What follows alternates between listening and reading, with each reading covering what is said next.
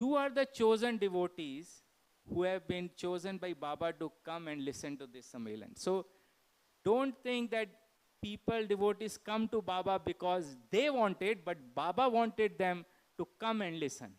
So you are the chosen devotees today, and Baba says that wherever you hear my Leelas, that's where Dwarkama is, and that's where I am. And Shravan and Adhyan of Baba's Leelas is same as is one thing, Parayan. So we are going to do today Parayan. You're going to hear a lot of Baba's Leelas that is not in the Pothi, Sai Satcharitra. Going forward, I will refer Sai Satcharitra as Pothi. They are not, it wasn't that Hemant Pant didn't want to write it, but Hemant Pant ji wrote whatever was given to him. So you will hear a lot of these Baba's Pothis, and then now that you have come here, you know, there was a tradition in Shirdi that whoever has to leave Shirdi, they have to take Baba's permission. Without Baba's permission, you cannot leave. And when you are in Shirdi, you don't need to be worried about anything. You need to do your full Atma Smarpan. So similarly, you don't have to worry what's happening in your home. If you have left kids home, you are here hearing Baba's Leelas, he will take care of all that stuff. And I will tell you, you know, Nana Sahib Nimonkar, a great devotee of Baba. So his son Soumya in Pune, they were expecting a baby. So Nana Sahib Nimonkar said, okay, I will go to Pune, but on my way I will go to Shirdi, take Baba's darshan, and then from there I will go to Pune. So they both, you know, he and his wife went there, and guess what? Baba did not let them go to Pune. So Shama said, Baba, what are you doing? There's no help there, family help, and they are expecting a baby. No, he did not let them go. And in few days, Baba told Nana Sahib Nimonkar and his wife, you know, Baba used to talk in very, not strange language, but in a way that was only the person which is relevant, they can only understand it's meant for me. So Baba told them, sitting in Dwarka Mai, there is a lady in the government hospital, nurse came to her ward, baby boy came, everything is fine.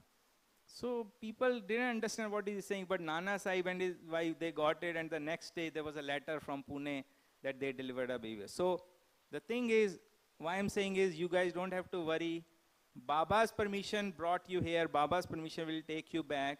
So what we are gonna, before we start this, there's a context for what we are doing. So during the COVID times, we started this online channel where we brought all the descendant families of Baba.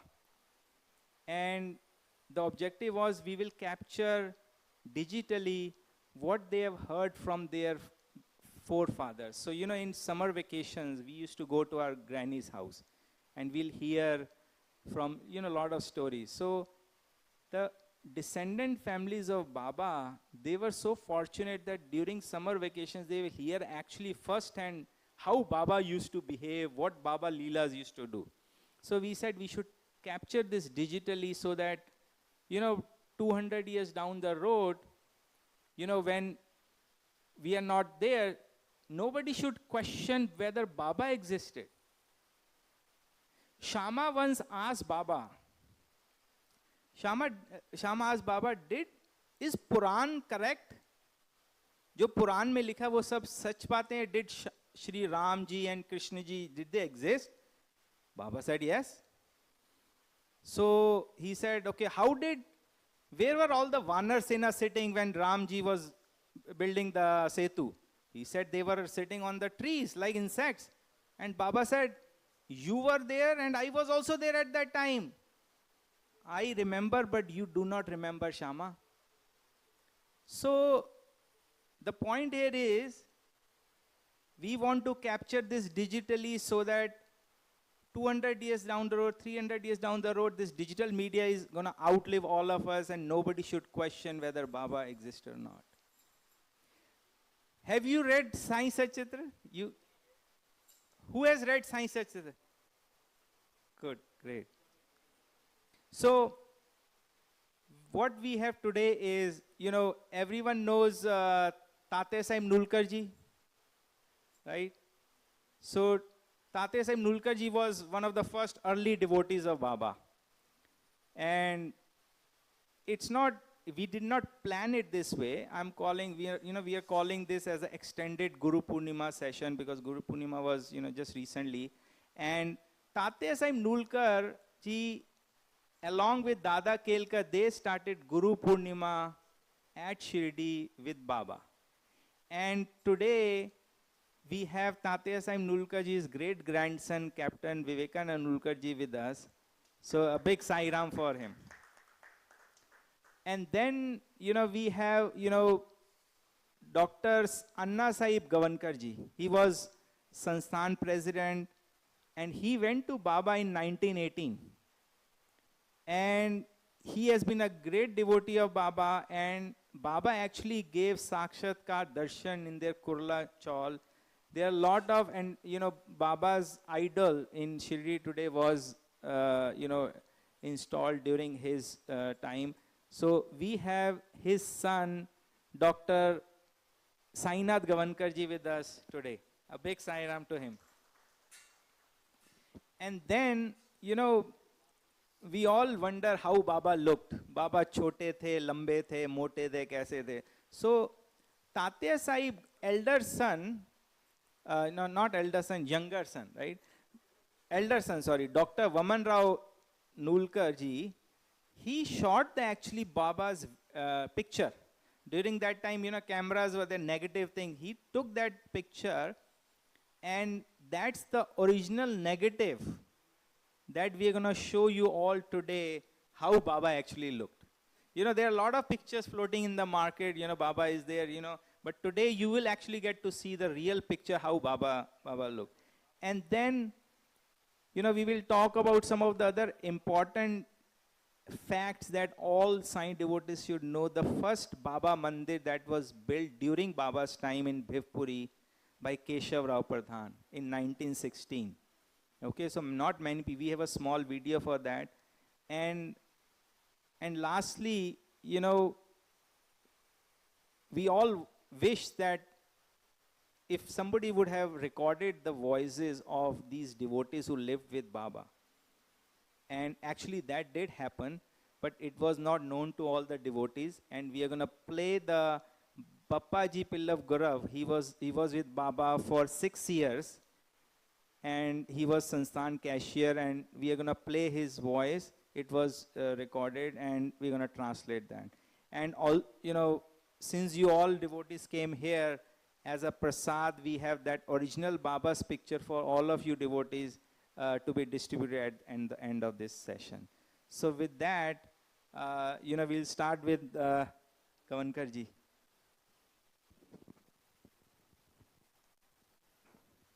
Om Sai Ram. Sri Satchidananda Sadguru Sainath Maharaj Ki Jai. First of all, I thank Mr. Puneet, Akshay ji and Subhash Ghodkindi for arranging us this Global Sai Satsanga in Canada.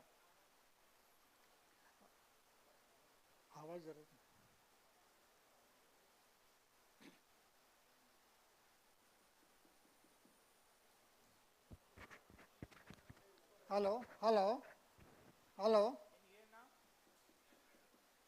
No, at the back. Can you hear? Hello. Okay. चालू किया ना? Hello. No, jari, continue. So.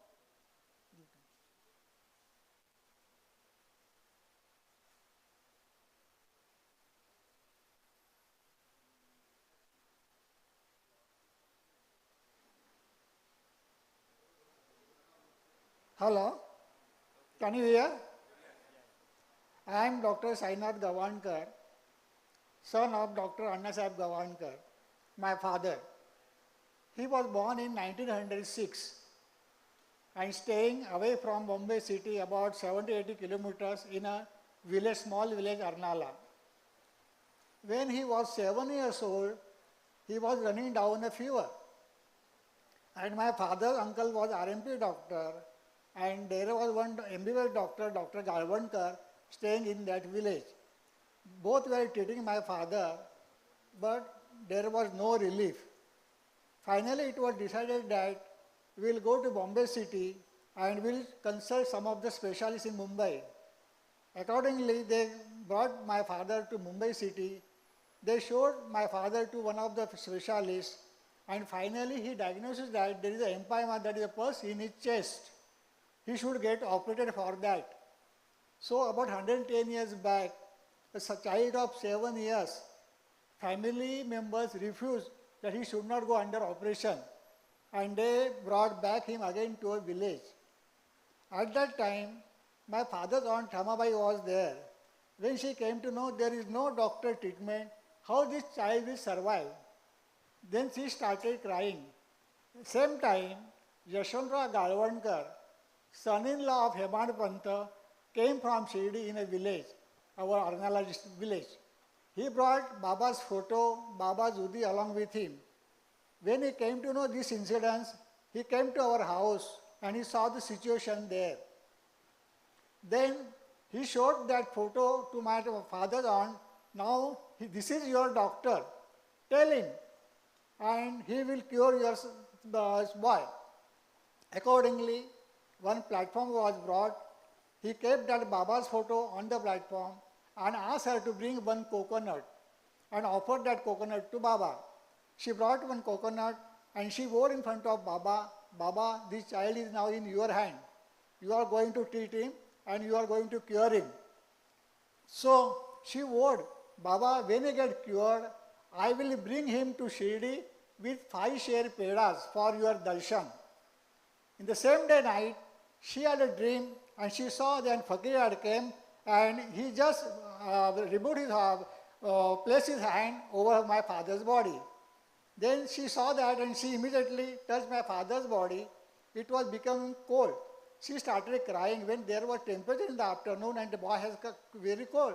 She shouted, doctor came and doctor examined my father and said, nothing to worry, boy is all right, but there was some wet patch at the left side of this shirt.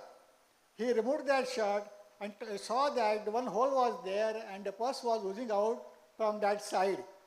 Doctor drained that pus, gave the treatment, and my father became all right. So without operation, the Baba had performed that operation, not doctor. And the pus came out from the hole. And the treatment was given and my father became all right. After 5 years, my father was 12 years old. And they came to know that 5 years back, my father's aunt had vowed to Baba that I will bring him for your darshan in Shirdi. So, along with some of the relatives, they went to Shirdi for Baba's darshan along with the 5 share pedas. When they were standing, Baba called him, come here, where is my peda? And my father gave that puda in Baba's hand. Baba started eating all these pedas. He did not distribute among other devotees. The Shamrao Deshpande was standing just nearby Baba. He told Baba, Baba, Deva, are you eating all these pedas? You are not distributing among us. Baba told him that this boy has kept me hungry for 5 years. So he reminded that before 5 years, that lady has vowed that he will bring with the pedas. The next day, my father went to have a darshan. He was standing in front of my Baba, and Baba asked him, give me dakshina. The 12 years boy, he doesn't have any money in his pocket, and he was not knowing anything about dakshina. He just stood like that only. Deshpande saw this situation, immediately took my father's hand and said, Bol, diya, bol, given. So my father gave his fist and he took Baba's hand and kept that my father's hand in Baba's hand. My father said diya and Baba said liya. Only these 2 words were given and taken. Baba kept that fist in his company's pocket. At that time he told Shama, now this company belongs to him. It is his amanat.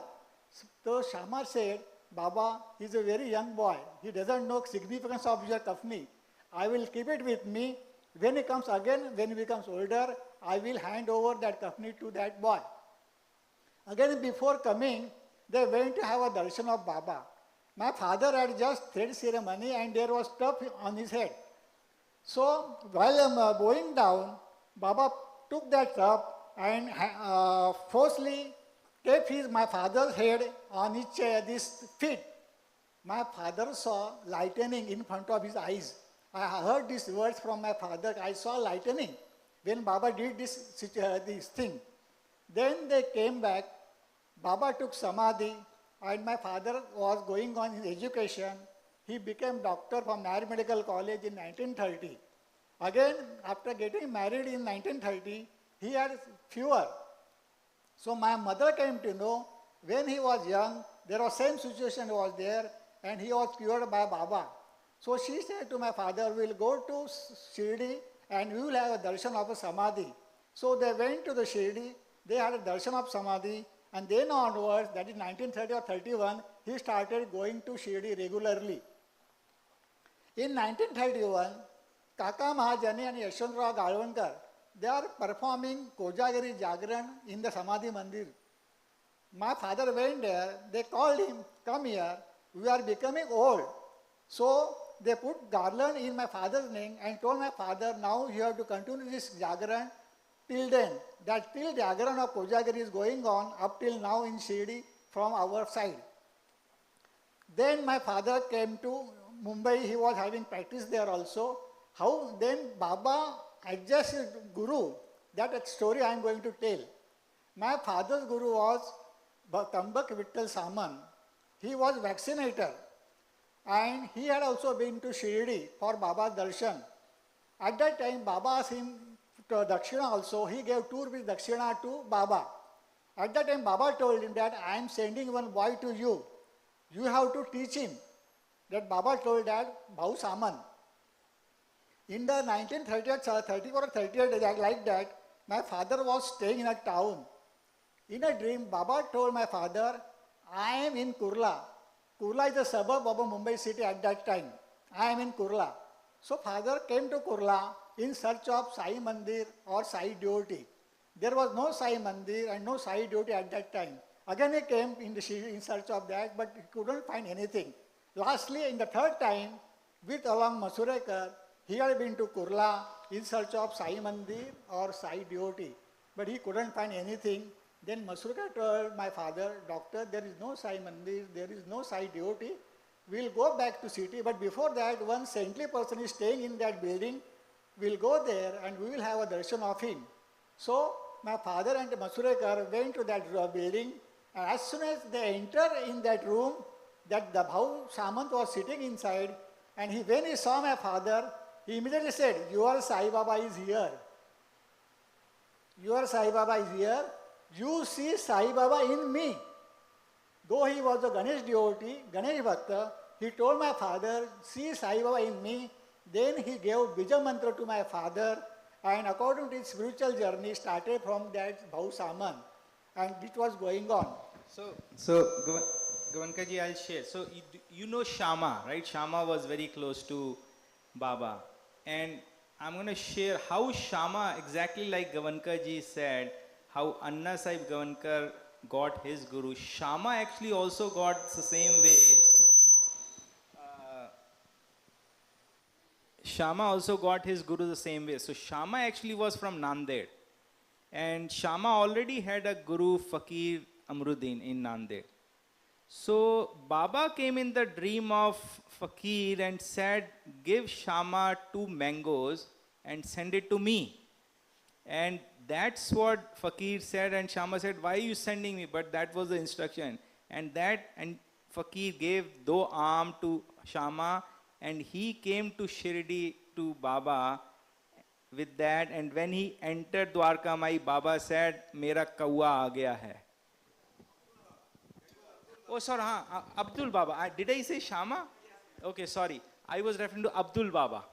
I'm sorry. So Abdul Baba, that's how he came in very early times to Baba. Similarly, how Anna Sahib got his guru. During those days, whenever my father used to go to Shirdi, he used to stay with Shama. He heard so many leelas of Baba from Shama's mouth, and even also other devotees who were there present in Shirdi. From that, he has written one book also. In that, you will get some of the stories told to my father by Shama. Ganpati? One story is there. Shama used to collect whatever money comes to Shirdi for Baba's Dakshina. He used to collect that money orders. Once one money order came, Baba didn't give any money to Shama. He was like that only. But once two rupees money order came to Shirdi, Shama thought, I will keep this 2 rupees with me. I won't give it to Baba. And he kept that money in some of the place. And after some days or 1 or 2 weeks, 200 rupees were stolen from Shama's house. Shama started, I have lost my 200 rupees. He went to Baba and told Baba, Baba, I have lost 200 rupees. Baba said, you lost 200 rupees, that's why you came to me. But I have lost 2 rupees, where I should go? Then Shama told him, Baba, 2 rupees nothing. Then Fakir, that Baba told, 2 rupees for Fakir is too much. That is the thing happened when Baba and Shama was there. This thing also my father has written in the book also. There are so many things written. Then I'll come back to my father's journey also. Or Sai Baba's photo. There was a very good well-known painter in Mumbai, Madhusudan Kamli. He painted Baba's painting and kept in his studio. My father has dispensary in that area only. In a dream, Baba told that Kamli, you have prepared my painting, go and give it to so-and-so doctor having dispensary nearby. So he came in search of my father's dispensary and gave that portrait to my father. And he told, doctor, I have painted this Baba's painting, I want to give it to you. Father thought, such a very well-known painter, I don't have that much money to purchase that painting. He told that, I don't want this, but I don't have money to offer you. He said, doctor, I am not going to take any single money from you. And he went away. My father kept that painting as it is in his dispensary. He thought, after some time, I will frame that painting and again he will come and he will take away the painting. Again 7 days, that painter came and told Baba, my father, he did not give the frame of that painting. I am not going to take money. And in this way, that Baba's painting came to our house. When Baba's painting came to our house, my father thought that we will have Baba's Punyatiti Utsav in our house. So, at that time we started to do Baba's Punyatiti Utsav. One day, in his dream, Baba told him, Bhikshechi Bhakar Laigod. That is, begging alms from surrounding. I prepared some food by it, very nice. So my father went 3-4 relatives or surrounding residences and begged for the alms. That is, and then he prepared pitla and bakar of that. From that pitla and bakar still we are preparing during Baba's Punyatithi. This is about Baba's photo. Then there are so many incidents that one thing is there about Ganpati I will tell you.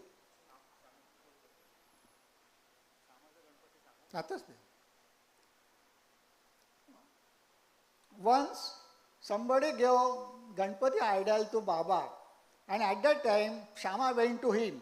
He saw that and Baba kept that Ganpati idol on his stomach and gave that Ganpati idol to Shama. Same idol is there with Shama at his residence in Shirdi. So this is what you're seeing on the screen is Shama's home, where, zoom it, where you can see this Ganpati ji is there, right? This is right near Dwarkamai.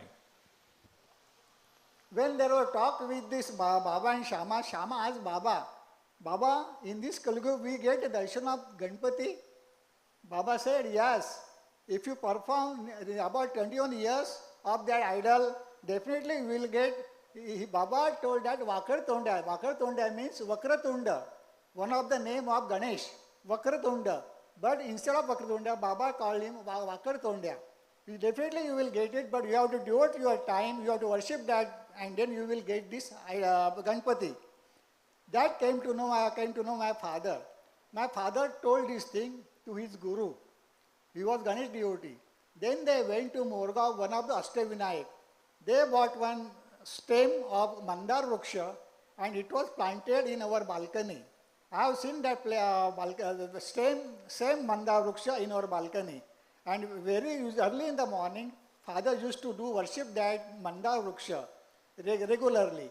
After 21 years, at the base of that stem, Ganpati's akar came out.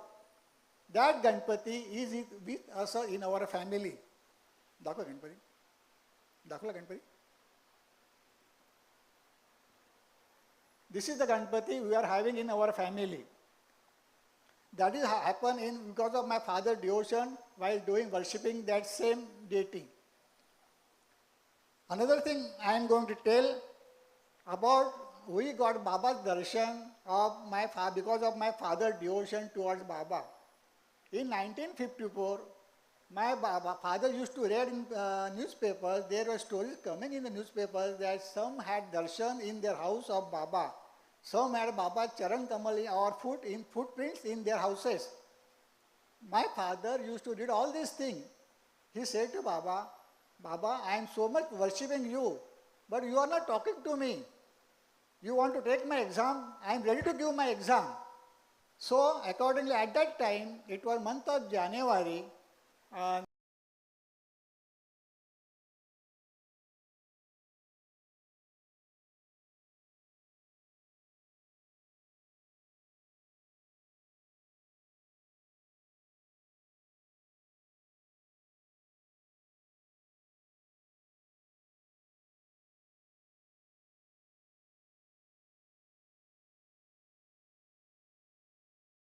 time or food, but I am giving only 5 laddus to offer on your samadhi.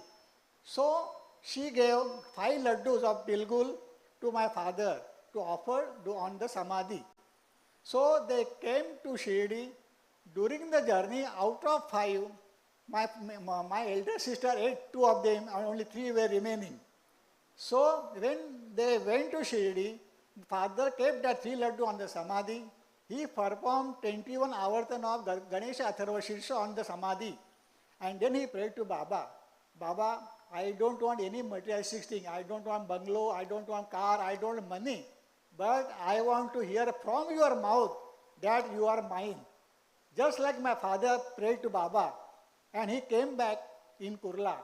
After 2 or 3 days, it was Monday at 10:30, we were going to sleep.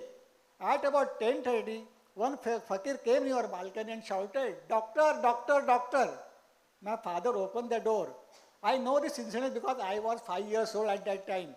That fakir came in the balcony and shouted, I am too much hungry. I want food. Are you going to give me food? Otherwise, I will go. My father said, be calm. Be calm. Sit down. I'll tell my wife to prepare food for you. Then he told my mother, prepare chutney and chapati as a food. Then he sat down in the balcony in front of that portrait given by Kamli to my father. He didn't come inside, but he was sitting outside. Then he told my father, I saw you in Dwarka Mai. Did not know you me? My father said, no.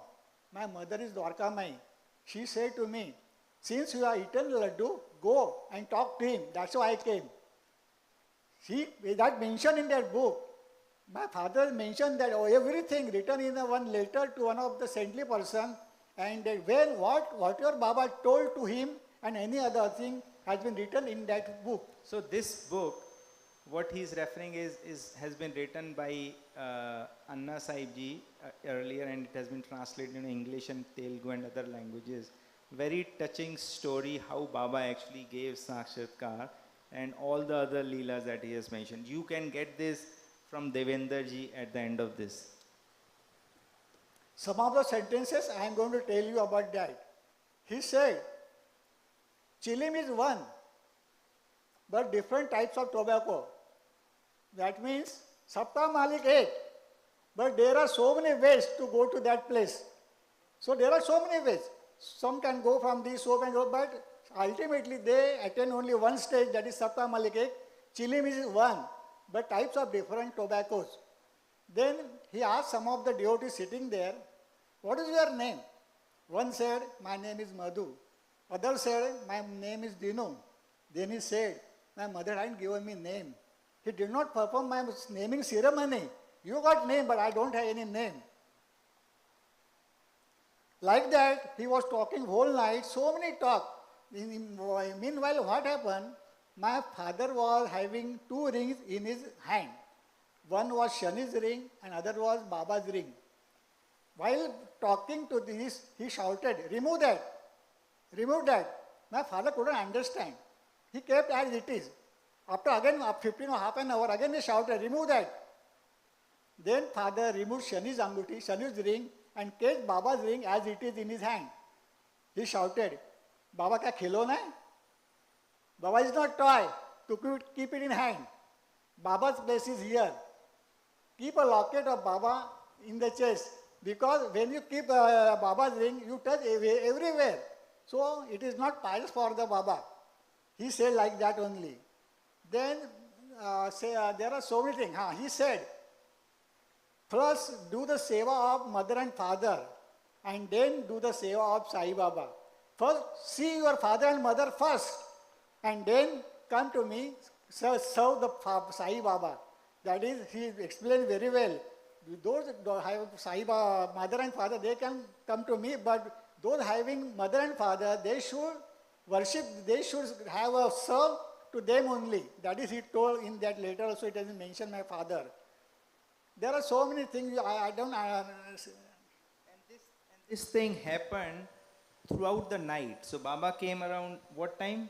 Around about 10:30. 10:30, and he was there on that corridor that you are seeing. This was a chawl in Kurla, but now it has been brought down because it was reconstruction phase. But I'm not. Maybe some of you have visited that. So that's where he was sitting until morning. And what happened when he went in the morning?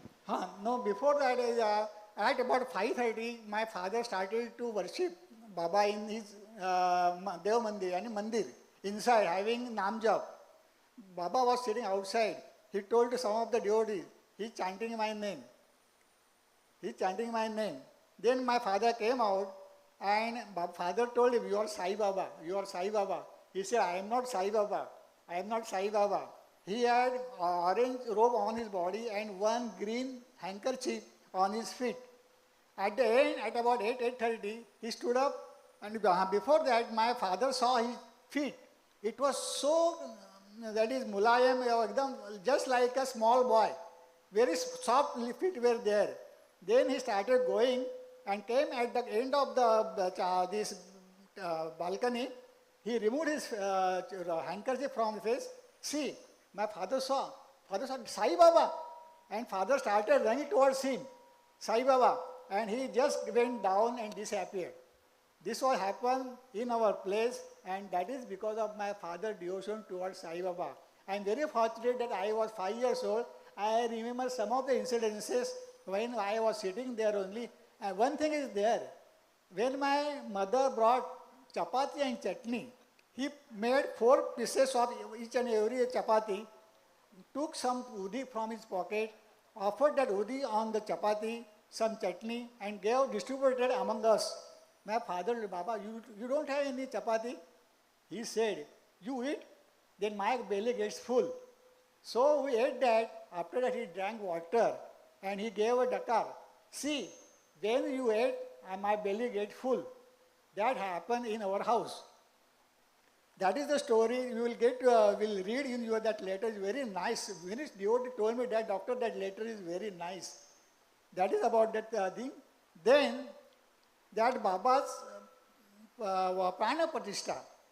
At that time, my father was president of that Samsthan.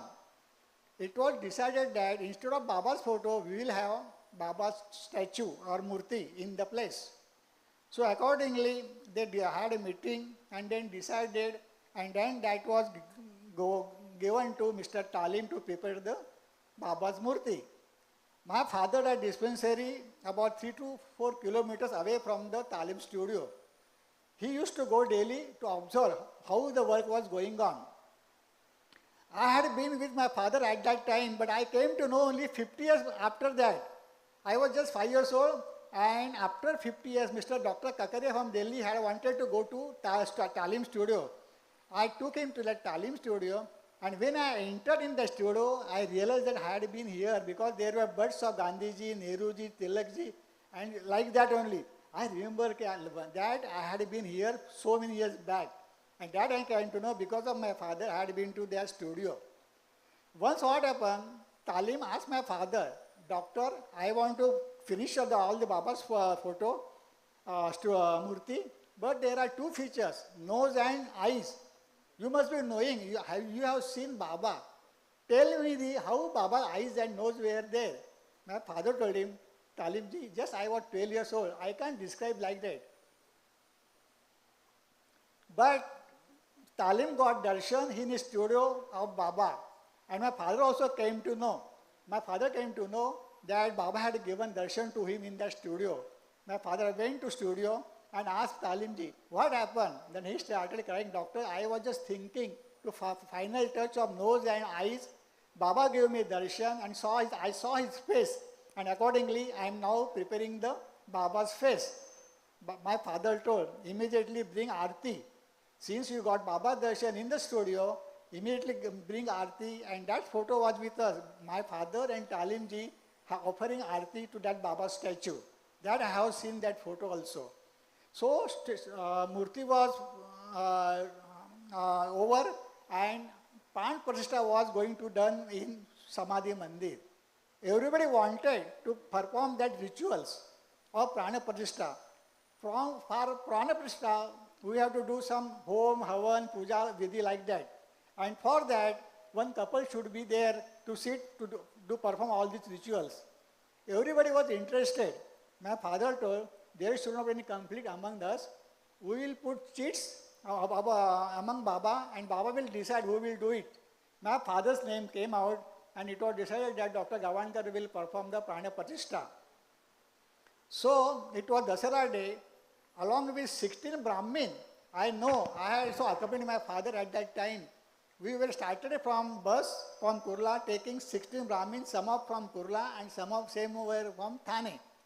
While going to Shirdi, our tire got punctured near Adgaon. So we went nearby river, we had a bath, and after some time we came back to bus and sat in the bus. The driver told, see everybody is there in bus or not. So everybody told, yes, everybody is there. But one Brahmin remained outside. My driver started that bus and then Brahmin was left behind. He stopped one of the lorry and told that lorry driver, our members are there in that bus, just overtake that bus. I want to go in that bus. So both the bus and the lorry driver, they were having a overtaking. And our bus driver was not getting overtaking that lorry. Finally, he took overtake and stopped in front of the bus. That Brahmin got down and started abusing to other his Brahmin community. You did not know I was left behind. And so, very lately, we reached Shirdi. All were waiting. All were waiting that doctor hasn't come. And we went there in the evening. I know I was 5 years old. Where I was standing at that time, that also I remember. And finally, Deva Mamdadara was there. His wife was also having so many jewelry on his body. And they were interested in doing that ritual. My mother saw that and my mother told my father, since she is interested, let him perform that Prana Pratishtha. My father said, no. Since Baba has told me to do this, we have to perform this Prana Pratishtha of this Murti. Let him perform puja instead of that. So puja was performed by Deva Mamledar. See this, how devotion of my father, how Bhakta were there. He was president of that Samsthan. He had a power. He could have written his name. That so and so Prana Pratishtha was performed by Dr. K.B. Gavankar. He did not put his name in the Baba's Samadhi. My elder sister used to tell his friends, my dad Samadhi, in Samadhi Mandir, Baba's idol Prana Pratishtha was performed by mother and father. One of the friends told him, but your name, father's name is not there. How can I believe in your story? Then she came to my father and told my father, we know that you have performed this Prana Pratishtha, but others are not believing. Then my father told to that my elder sister, I have not performed Baba's Prana Pratishtha. Baba has performed his Prana Pratishtha through me. That is his devotion. That's why I don't want to put my name, that I am so much bigger than Baba that I have performed Prana Pratishtha of Baba's idol.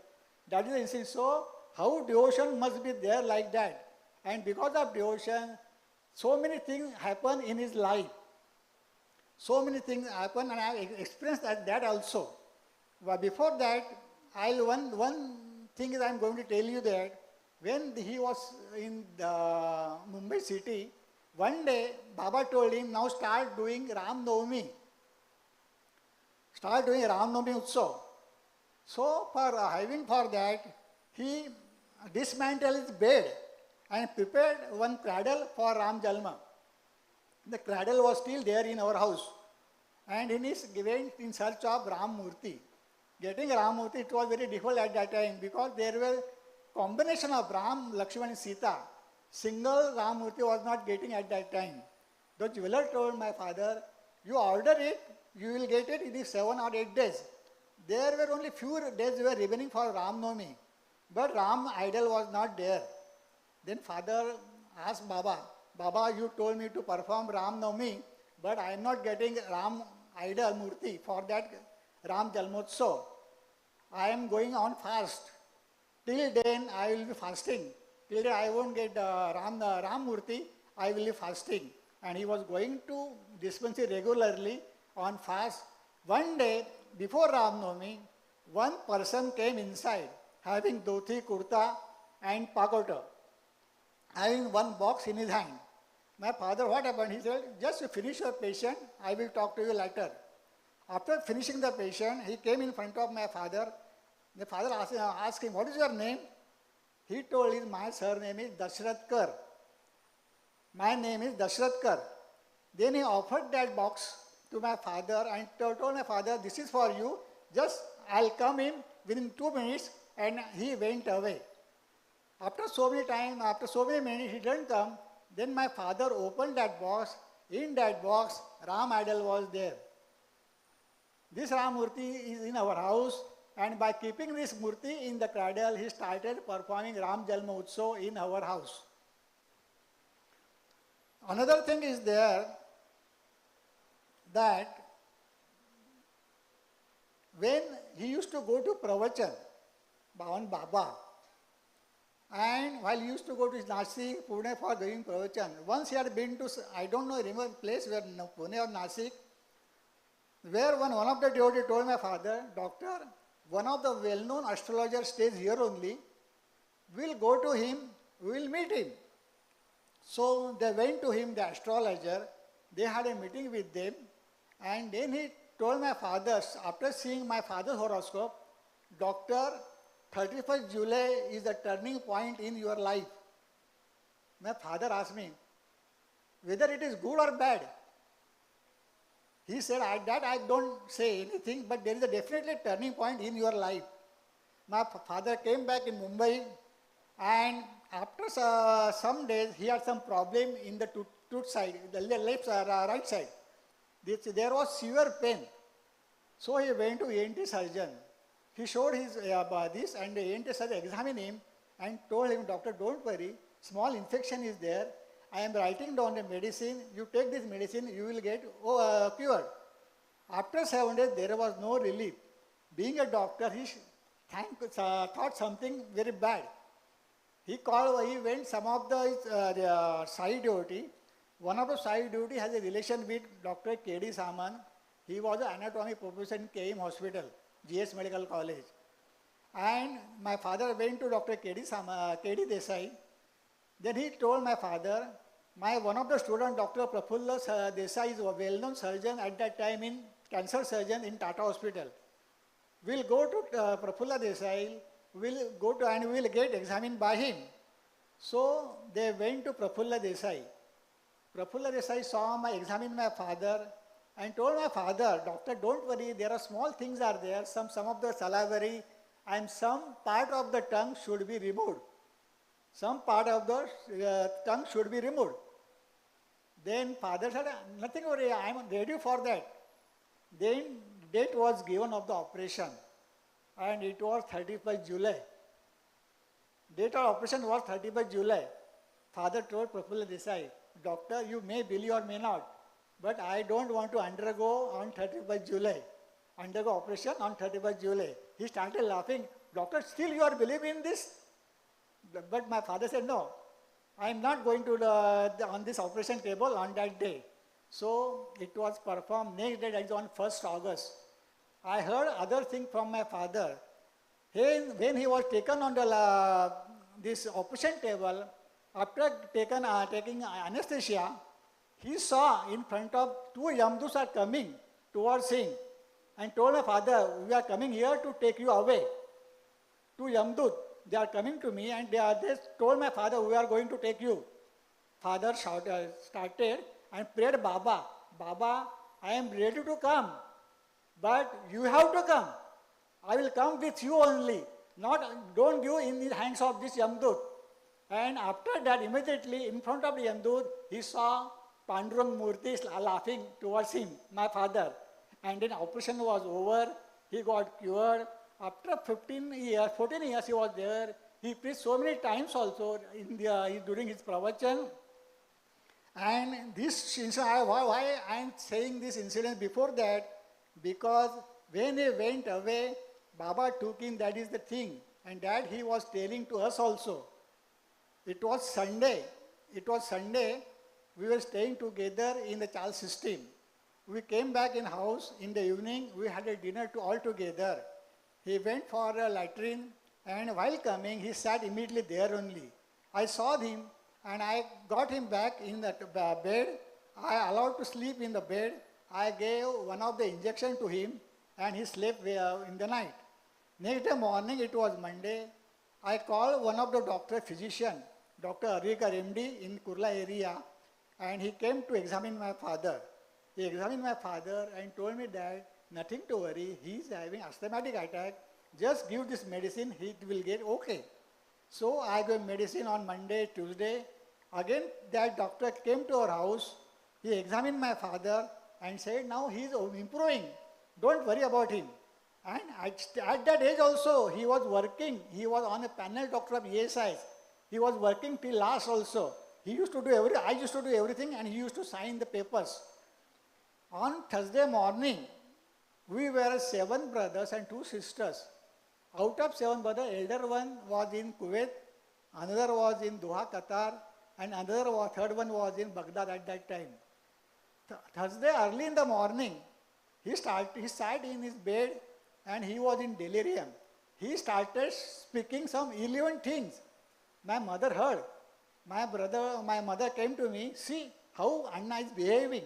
I saw there, he was sitting and talking 11 things. See, Bhai is there, he is there, or like that only. I told my parents, because of some medicine must be happening, let him sleep. So he slept there, and at about 11:30, I was adjacent to the dispensary, just adjacent to my Baba's photo, that is Sai Baba hall. At about 11:30 also, he started speaking like that only. My mother called me again, come, see your father, how he is talking. I was sitting there, I called Dr. Arikar immediately, doctor come, doctor, my father is talking some 11 things. Doctor came, immediately closing his consulting room, very busy consulting room, but he closed that consulting room and came to our house. My father was sitting in the bed like that, erect. I was sitting at the corner of the bed and doctor was sitting in front of the father's bed. He told that I heard, doctor, actually I am seeing, these are the words from my father's mouth, actually I am seeing, there are 7 layers. He asked my Bija Mantra. Who was talking with him, we couldn't understand, but he was telling everything to us. He asked my stories from Puranas, and he told doctor, Baba is preparing my house. Doctor took me outside and told me that since he is a spiritual person, we can't tell anything about his body, but just make arrangement for oxygen. And so accordingly, I came inside. I called my 2 sisters in the afternoon. Both were staying in Chembur area. Both sisters came along with our brother-in-laws. He told me, ask my mother, see, dhotis are there or not. So mother brought 2 dhotis and gave it to him. And then he told mother, next month is Adhik Mas, Purushottam Mas. It is customary that during Adhik Mas, one should offer to son-in-laws, something is offered to son-in-laws. So he offered dhoti each of the son-in-laws. Then he all went away. Then next Friday, he saw one picture on a video also. Again on Saturday morning, it was Ashadi Ekadashi day, very auspicious day. Ashadi Ekadashi. One of the Kirtankar, Padmija Sahasrabuddhe, who performed 12 years in Kojagiri Day Purnima in the Samadhi Mandir hall at that time, she came to see my father. She told my father, today is Ashadi Ekadashi, I came for the darshan of Vitthal. My father told her, your Vitthal is here. And then she went away. In the afternoon, one of the sister-in-law was staying in Pune at that time. She came to see my father. She told my father, Anna, if you get better, come with me in Pune. Pune's environment is better for such and such thing, asthmatic patient. He laughed. My bungalow has been constructed. We couldn't understand why he was talking like that. My bungalow has been constructed. In the evening, my mother was performing Aarti of Sai Baba. Why I was telling? Because there was a stanza, Jaya Mani Jaisa Bhav, Taya Taisa Anubhav. When that stanza came, immediately pointed, always remember this, because it's devotion of Baba of the 79 years. That is the one of the short things that always remember that Jaya Mani Jaisa Bhav, Taya Taisa Anubhav. So, we should have good thoughts in our mind. We should not some evil thoughts or bad thing among us about anything. That is the thing. I remember that Jayamani Jasabhav Taya Taisa Anubhav. Then he shouted, see, all the Varkaris are standing there. We were laughing. See, that Varkaris are standing there. Then he told, see, feed them.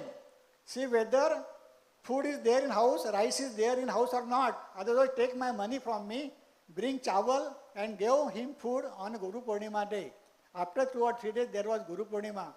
And also bring laddu and offer laddu to each and every devotee coming for the Guru Purnima. Then all went away. At about 8:30, I also went to other dispensary. At about 9:15, he was lying on a bed, having one towel around his waist. He stood up, had a urination in urine pot. He kept that urine pot below this bed, and he removed that towel also and fell down. So such a thing is that I am telling that as body come, like that only body went without any cloth on his body at that time. So about 9:15 he went away. Then they called me. I was not there. They called me. Then I came back and then I saw and then I told that he is no more. Then immediately my elder brother was in Kuwait. The phone was went to him.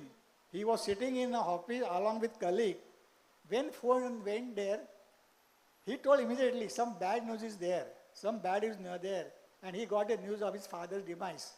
My younger brother was in Baghdad.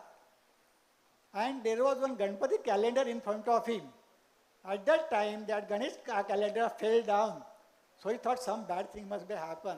So since it happened, and that is, when first time, when Yamdut came to him, took him away, he said, Baba, I am ready to come, but you have to come, I will come with you only. And after 15 years, such thing happened, and Baba prepared a house for him, and he expired on that day, that is Ashadi Ekadashi day. This is because of his devotion. Such a devotion we must have. And that devotion was Father's having. Say, I have so many experiences of my father, of Baba's Leela with my father. So what Gavankar ji went through in his last moments, you will hear from Nulkar ji also. Tatya Sahib had the similar divine experiences. And same was with many other devotees of Baba, including Nana Sahib Nimonkar, who was in Pune. And in his last moments, he will, call everyone, Baba aa gaya hai. Baba aa gaya, and that's how he went to Baba. So when you are at that level, you are with Baba actually, and you can actually see that. So,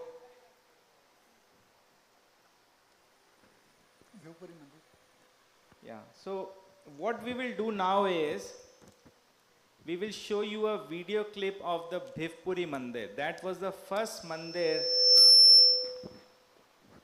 built during Baba's time. So we will, play this short in the interest of time, but I will tell you Keshavrao Pradhan. Bring the picture of Keshavrao Pradhan. So Keshavrao Pradhan was he was one of the people who did not like Baba during his time. So he did not appreciate Baba asking Dakshina and, other stuff. But, Baba used to ask Dakshina from all the devotees, right? And also, he used to give more than what he got during the day to all his devotees. Do you know, I'll take a, detour here, but he used to give so much money to his devotees that at that time the British government was after him. They wanted to tax him, that how come Baba is getting so much money. So they wanted to tax him. So, but what they ended up finding that he has no money because, you have heard, at the end of the day, Baba was empty. Whatever he got, he gave it away. And there was a reason why he used to give Dakshina to people, and his devotees. And Abdul Baba was one of the devotees who got lot of Dakshina. And, Baba was staying in Dwarka Mai. So we'll take, Abdul Baba.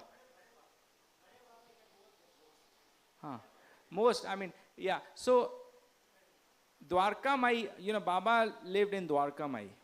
So that Dwarka Mai actually was, there was a cloth merchant, and he used to live there, and he used to go out, for trips, business, selling cloth to different cities, and for a long time, and then he'll come back, and once he went and he never came back. And it is said Abdul Baba was from his generation, and Baba used to give rent to that cloth merchant generation for living in Dwarka Mai.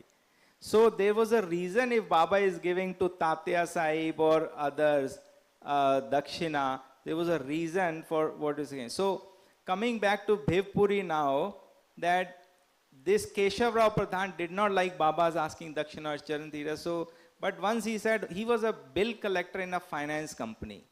So his friend said, okay, why don't you come with me? You don't bow to Baba, do anything, but you can collect your bill collections also from nearby cities. So he said, okay, I will go. And when he went there, during that time also Sabha Mandap was fully overcrowded.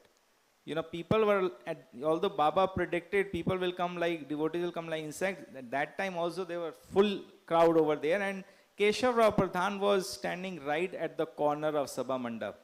And Baba saw him, and Baba yelled, bring that rascal here.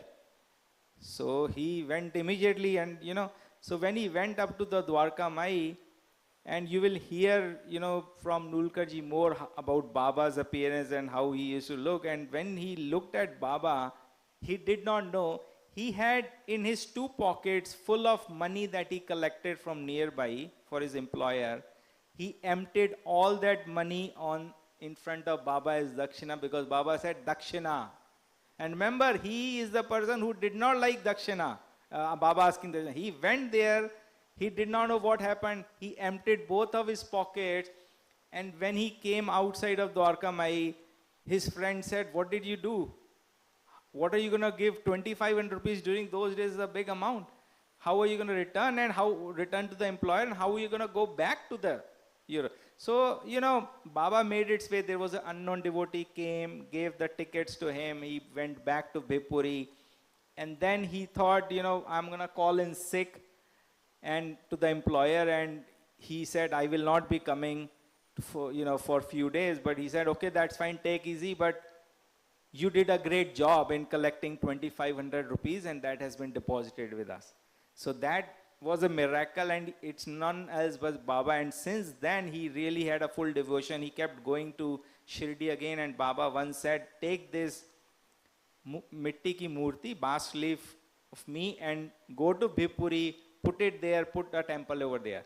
So that's what Bhivpuri temple in 1916, he went and he constructed the temple. That's what the video you're gonna see. A very if you go there now, it's like the old Shirdi, very quiet. It's surrounded by the, farmlands, very nice, pristine, blessed thing. And we'll hear an instance of Dev Baba from Gavankar ji. Dev Baba was, son-in-law, this grandson of Hemant Panji.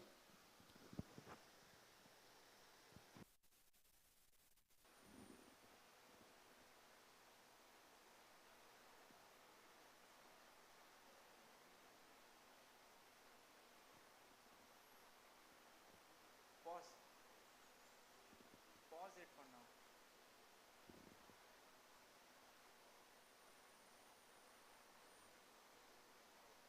Has anyone been to Bhivpuri here?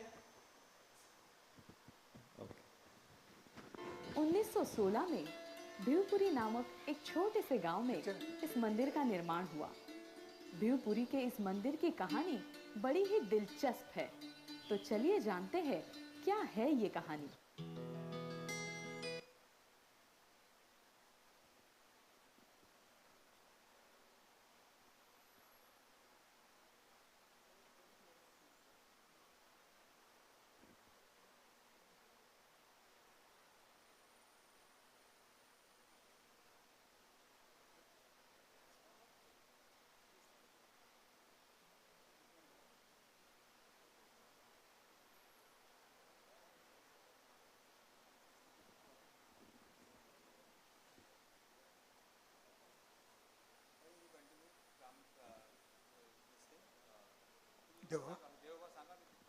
So we'll play that video later once they say. So why don't we talk about Dev Baba? Now I am going to tell about Dev Baba.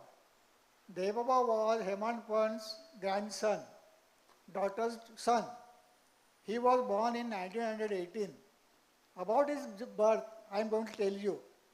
When he was in mother's womb, mother had some mental problem. And Hemant took his daughter to doctor and showed him. Then doctor told Hemant Pand, something will happen. Either one all will survive. So Hemant Pand got worried. He went to Shirdi along with his daughter and told Baba, Baba, doctor has told us that during this delivery something will happen. Baba said, don't worry, my son is coming. That words were heard by that lady. Since she had some mental problem, after delivering that child, she threw that child and said, this is Baba's child, I won't feed him.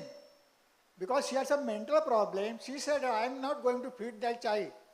So again, Hemant Pand got worried, took him to Shirdi and told Baba that Baba, his mother is not going to feed him. Baba told him, don't worry. Baba put him on his lap and Baba put his thumb in his mouth. I am going to feed him. That really happened.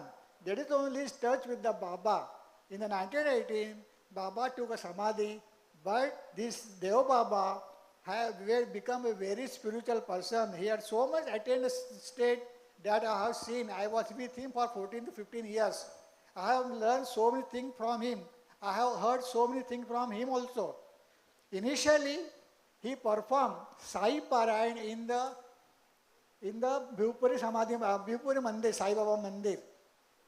At those days, there was nobody was coming there, going there in the Mandir. So let's play that video. Yeah. बाबा का ऐसा मंदिर देखेंगे जो पूरे विश्व का पहला श्री साई मंदिर माना जाता है। इसी के साथ ही इस मंदिर की ये विशेषता है कि श्री साई बाबा के समाधि लेने से पहले 1916 में भिवपुरी नामक एक छोटे से गांव में इस मंदिर का निर्माण हुआ। भिवपुरी के इस मंदिर की कहानी बड़ी ही दिलचस्प है। तो चलिए जानते हैं क्या है ये कहानी।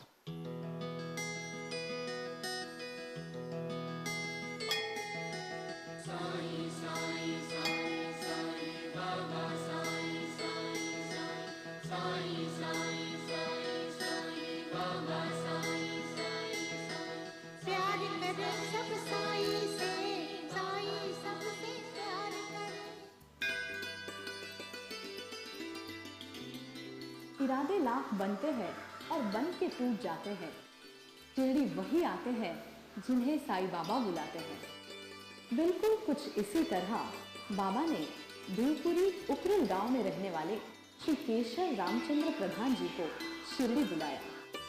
हुआ ऐसा कि प्रधान जी ने पहले कभी ना तो बाबा के बारे में कुछ सुना था, ना ही बाबा को कभी देखा था। प्रधान जी के एक दोस्त अपने साथ उनको शिरडी ले गए। जैसे ही प्रधान जी ने बाबा को देखा तो मानो चमत्कार हो गया, लेकिन फिर भी वे बाबा से थोड़ी दूरी पर ही खड़े रहे। माध्यान्ह आरती के स्वर प्रधान जी के कानों में गूंज रहे थे और मानो वे बाबा के अधीन हो गए। प्रधान जी बाबा के पास गए और बाबा ने उनसे दक्षिणा की मांग की। प्रधान जी ने भी झट से अपनी जेब से 2500 निकाले और बाबा को दे दिए। उस समय ना तो उनके ध्यान में ये बात आई कि उन्होंने जो पैसे बाबा को दक्षिणा स्वरूप दिए वो तो उनके किसी साहूकार दोस्त को देने थे, और ना ही उन्हें इस बात की खबर थी कि अब उनके जेब में कुछ नहीं था। प्रधान जी मुंबई तो पहुंचे, मगर मन ही मन में उनको एक बात खाई जा रही थी कि उस साहूकार दोस्त के पैसे कैसे और कब दे। उन्होंने मन ही मन में सोचा कि उनकी जमीन का थोड़ा टुकड़ा बेचा जाए और पैसे वापस कर दे।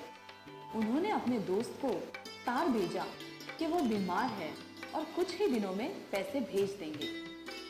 8 दिन बाद उनके हाथ एक तार मिला जिसमें लिखा था, तबीयत का ख्याल रखना, 2500 जमा हो गए। ये पढ़कर प्रधान जी जान गए कि ये तो बाबा का ही चमत्कार है। बस यही वो क्षण था जिसने प्रधान जी को बाबा से असीम श्रद्धा और विश्वास के साथ जोड़ दिया था।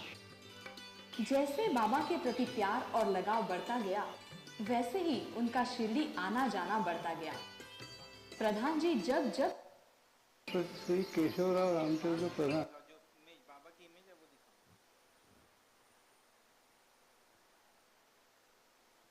So in the interest of time, we will show you, fast forward this all online. You can connect with Akshay. It's on, So this is the bas leaf that he got, very lively. देख सकते हैं। इस प्रतिमा को देखकर ये एहसास होता है कि बाबा स्वयं अपने भक्तों की ओर प्रेम और आशीर्वाद की भावना से देख रहे हैं।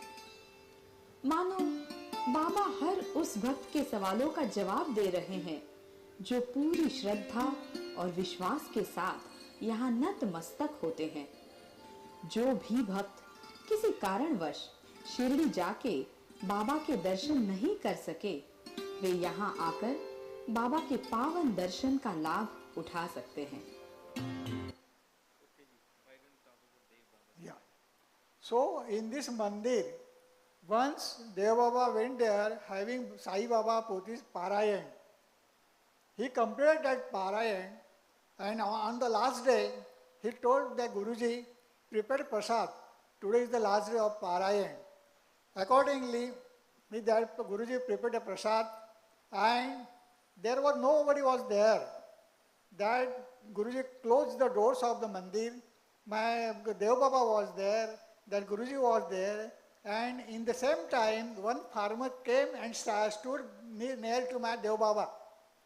Dev Baba came to know one person has come inside. He was so practical. He thought that somebody is there.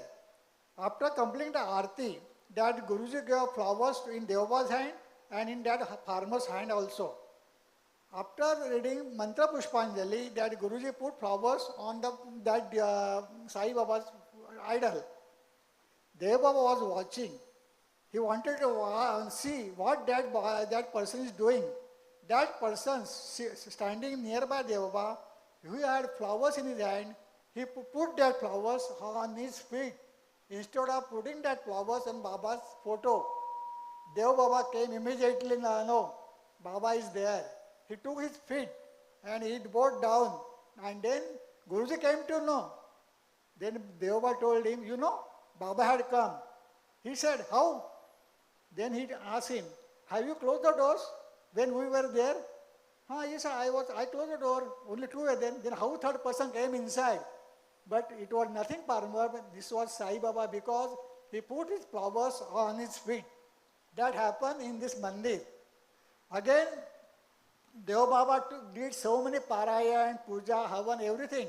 Even the dhuni was led by him in Bhuvpuri Mandir. So I was with him. There were so many things about him, but I am going to turn upper stage. Some may like or may not like because each and everyone has some stages. I have seen devotion, bhakti from my father, but I learned Jnana Marga, how to do bhakti from Deva Baba. So, instead I am going to tell you that I started going to him after my marriage. My father was there in Kurla at that time, and I got started after marriage. I was going to Ambarnath having his darshan. Once I had been to his darshan, we were sitting in front of, he asked me, "Doctor, have you been taught somebody from your father? You got somebody knowledge from your father?" I said, "Nothing." "Yes, your slate is empty." First sentence from him, "Your slate is empty." That means I did not have some preconceived thoughts in my mind in spiritual way. Then he asked me, "Doctor, if you won't get food for whole day, what will happen?" "Well, Bhau, I will stay without food. Nothing will happen to me." "Okay." "If you won't get water for whole day, what will happen?" I said, "Nothing will happen. I will stay without water for whole day." "Okay. Now close your nostrils.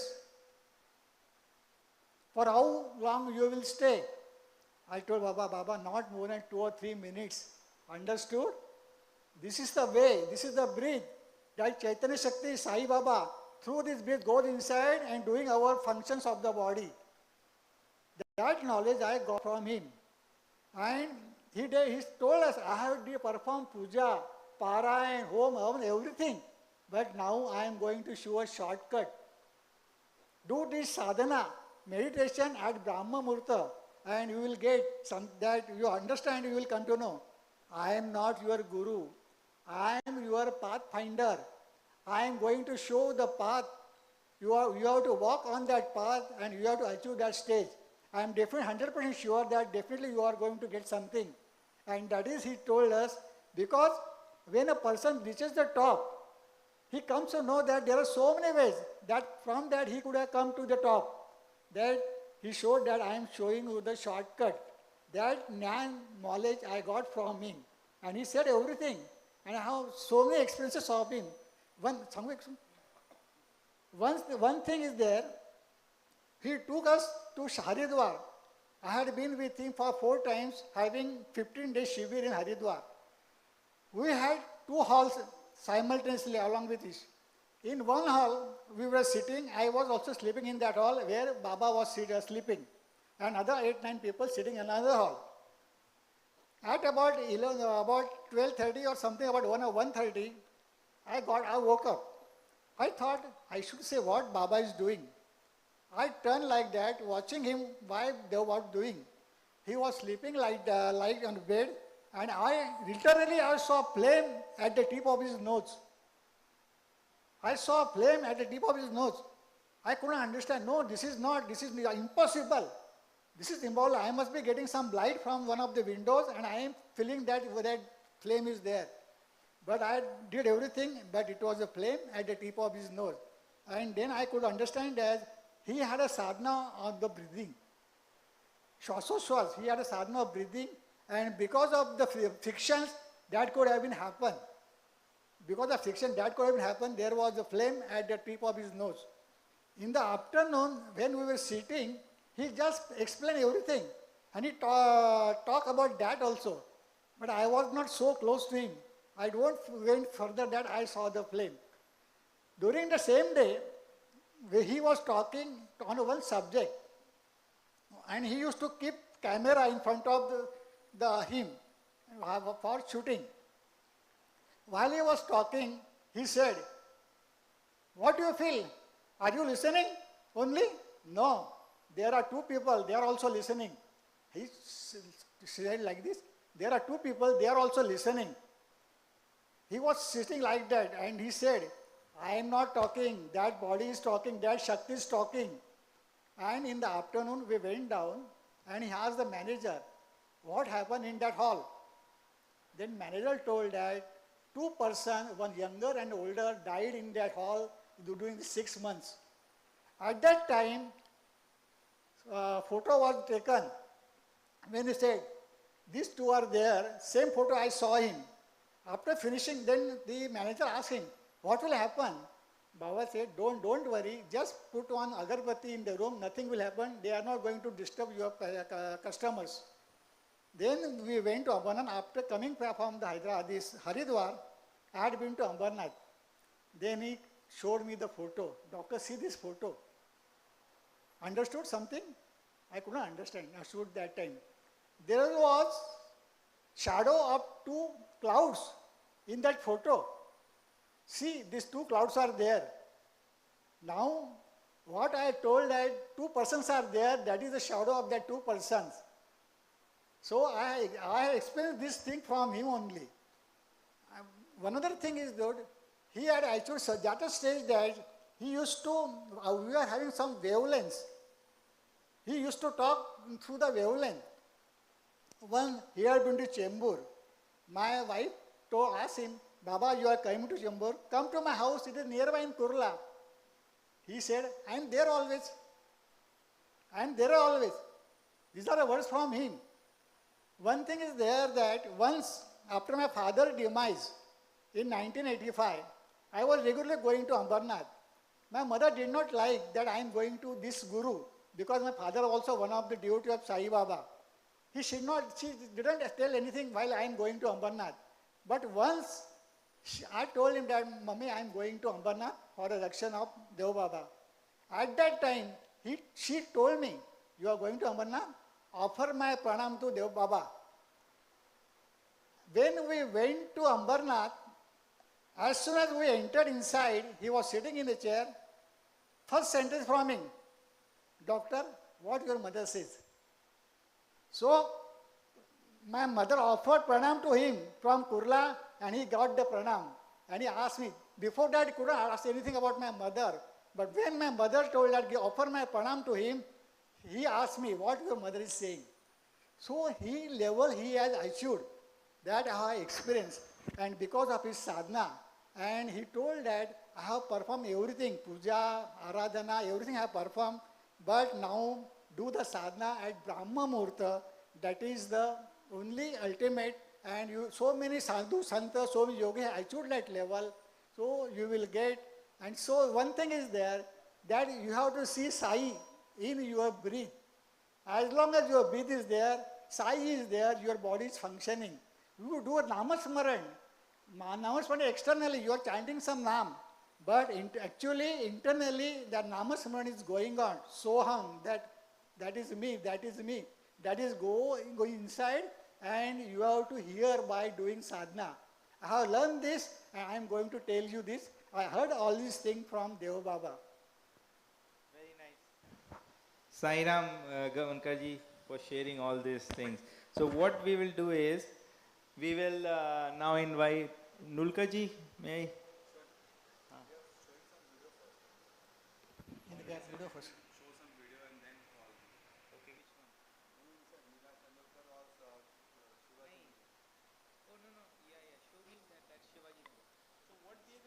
Show is another. जय श्री साई. ये मंदिर है Shri Sai Baba. Picture it. We're going to show another great mandir in Shivaji Nagar, Pune. That's the Rasne Mandir. And there's a lot of stories behind that mandir. That's the mandir where Nana Sahib Rasne used to pray and worship. And this is the only mandir besides Shirdi where Baba's physical thing is there. So here, Baba's tooth is there.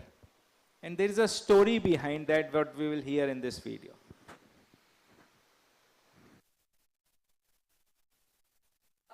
Pune में शिवाजी नगर में ये मंदिर है और मैं आपको एक बहुत ही अहम बात बताने जा रही हूँ. जैसे कि हम सभी जानते हैं, हमने सबने साई सच्चरित्र में पढ़ा है दामू अण्णा जी के बारे में. उनका श्री साईं बाबा से कैसे संबंध था वो भी हम जानते हैं। उन्हीं के परिवार के वंशजों ने, नाना साहब और उनके वंशजों ने ये मंदिर, रासने परिवार ने ये मंदिर बनाया हुआ है। और एक जरूरी बात, हम जानते हैं श्री साईं बाबा की महासमाधि शिरडी में है, हाँ, पर उनके देह का एक अवशेष यहाँ पे है। देखिए, ये जो आप सुनहरे चरण यहाँ पे बाबा के देख रहे हैं, उसके नीचे बाबा का एक दांत, हाँ, एक दांत यहाँ पे रखा हुआ है और उसके साथ उन्होंने इस्तेमाल की हुई चिलिम और उदी इस सुनहरे चरणों के नीचे रखी गई है। और पूरे भारत भर में ऐसा और कहीं भी नहीं आप देखेंगे। पूरे भारत भर में साईं बाबा के जितने मंदिर है, उन पुरातन मंदिरों में से ये एक मंदिर है। जब ये मंदिर स्थापित किया गया तब ये मूर्ति यहाँ पे नहीं थी, वो मंदिर में सिर्फ एक फोटो थी। तो वो फोटो भी हम आपको दिखाना चाहेंगे, आपको दर्शन करवाएंगे उसके। तो वो फोटो, जब ये मंदिर स्थापित किया गया था तो इस बड़े से औदुंबर वृक्ष के नीचे बस एक छोटा सा मंदिर था और आप देख रहे हैं श्री साईं बाबा की ये फोटो वहां पे स्थापित की गई थी। और ये फोटो की भी एक बहुत अच्छी कहानी है, वो भी हम जानने वाले हैं थोड़ी देर में। और इस मंदिर में बाद में, जब, जैसे मैंने अभी आपको बताया, सुनहरे चरणों के नीचे बाबा का दांत, उनकी इस्तेमाल की हुई चिलिम और उदी रखी गई है। और फिर एक बहुत ही प्यारी सुंदर मूर्ति बाबा की यहाँ पे स्थापित की गई है, जैसे कि आप देख सकते हैं। बहुत ही प्यारी मूर्ति है और उनकी जो एक मंद मुस्कान है, बस सबका मन मोह लेती है। इस मंदिर में आते ही एक प्रसन्नता, शांतता हम अनुभव करते हैं। तो आप भी कभी पुणे में आते हैं तो शिवाजी नगर में ये मंदिर है, आप जरूर वहां दर्शन के लिए आए। अब इस मंदिर के बारे में विस्तृत जानकारी हम पाएंगे जिन्होंने ये मंदिर बनवाया है, स्थापित किया है। रासने परिवार के एक वंशज आज हमारे साथ हैं। श्रीमती देवयानी जी आज इस मंदिर के बारे में विस्तृत जानकारी हमें दे रही है। तो चलिए आज उनसे बात करते हैं। ओम श्री साई राम। मैं देवयानी श्रीकांत रासने, श्रीकांत साईदास रासने जी की पत्नी। मैं दामोदर जी की परपोती बहू और नाना साहब रासने जी की पोती बहू। दामोदर जी की बात की, हमारी चौथी जनरेशन है, चौथी पीढ़ी है। मैं पुणे में शिवाजी नगर स्थित श्री साई बाबा के मंदिर के बारे में बताना चाहूँगी। उसके पहले मैं रासने परिवार के बारे में थोड़ी जानकारी दूंगी। मैं पहले अपने पति के बारे में बताना चाहूँगी। उनका नाम था कैलाशवासी श्रीकांत रासने। वो दामोदर जी के परपोते और नाना साहब रासने जी के पोते थे। मैंने जैसे पहले बताया, ये हमारी चौथी पीढ़ी है। श्रीकांत जी साईं बाबा के बहुत ही निस्सीम और बड़े भक्त थे। इस निस्सीम साईं भक्त की 14 अप्रैल 2021 में कोरोना के कारण स्वर्गवास हुआ। उन्होंने ग्लोबल साई सत्संग के लिए 7 एपिसोड में उन्होंने जानकारी दी और ये सब साई सत्संग के एपिसोड्स होने के बाद ही उनका दुखद स्वर्गवास हुआ। जैसे साईं बाबा ने ये काम उनसे करवा के लिया। मैं श्री साईं बाबा को और श्रीकांत जी को स्मरण करके आगे की जानकारी देना चाहूँगी। श्रीकांत जी बहुत All videos are all on the channel. You can watch it at your leisure offline, right? So now what we have Nulkar ji with us, Tatya Sahib's great grandson, Sairam Nulkar ji.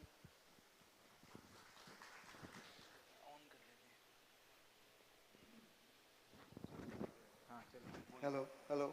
Can you hear?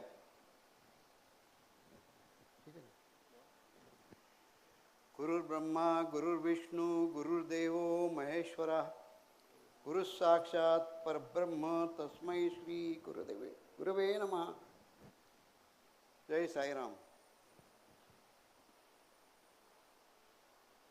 Before going to my great grandfather, I would like to say a few words, because last 3-4 sessions when we had over here, people do ask certain questions.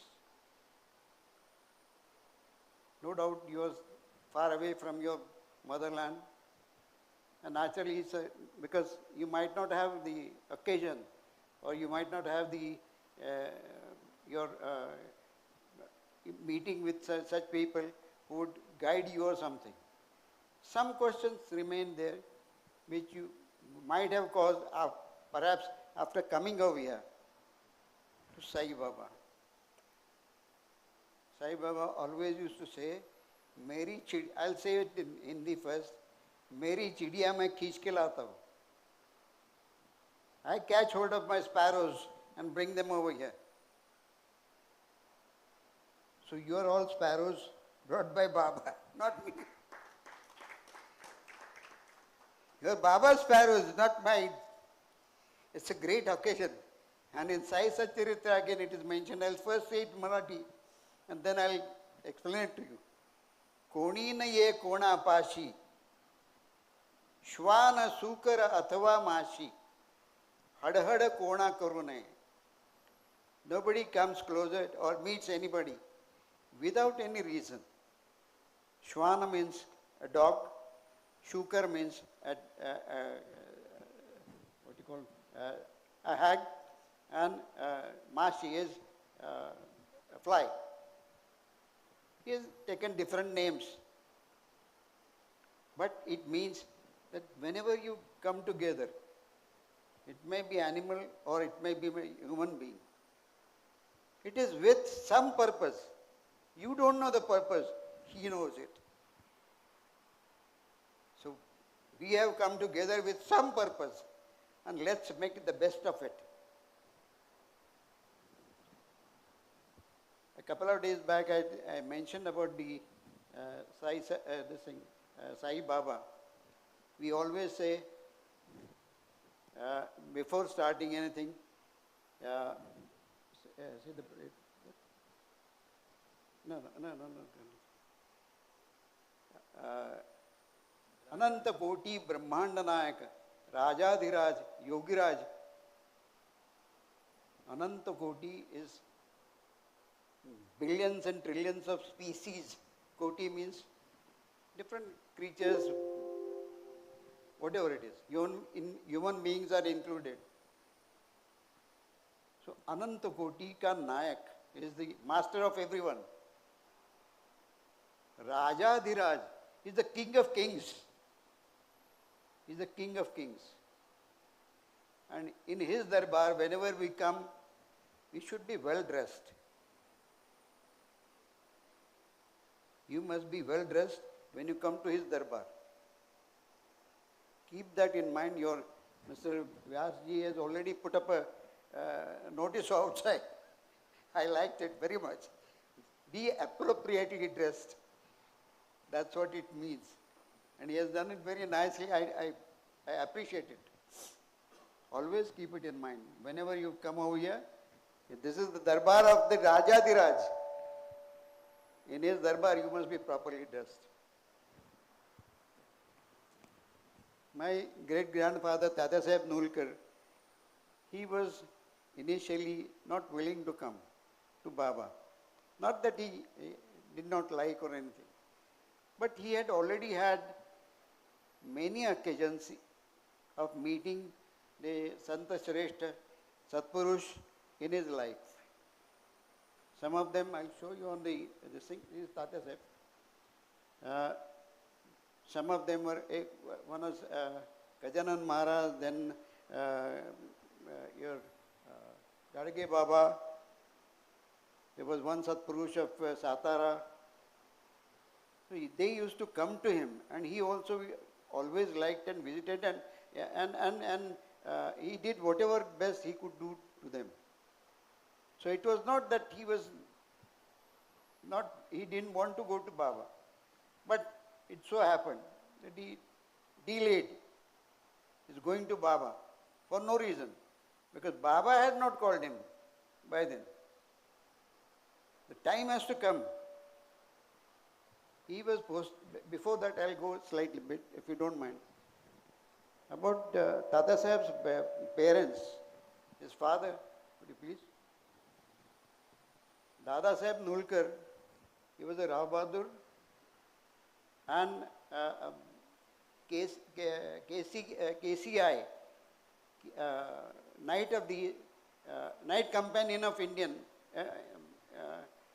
Empire. Sorry, it's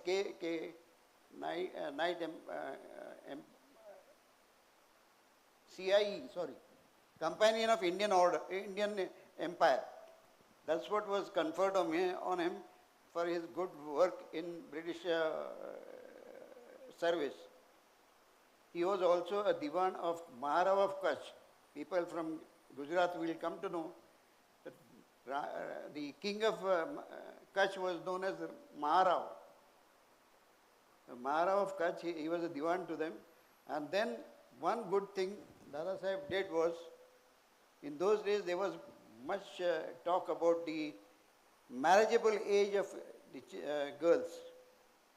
The girls were being married at the age of 7, 8, 9, anything. And it was a real tough time not tough time, it was a bad time for the girls. Dada Saheb fought and he got the law made in Privy Council in Calcutta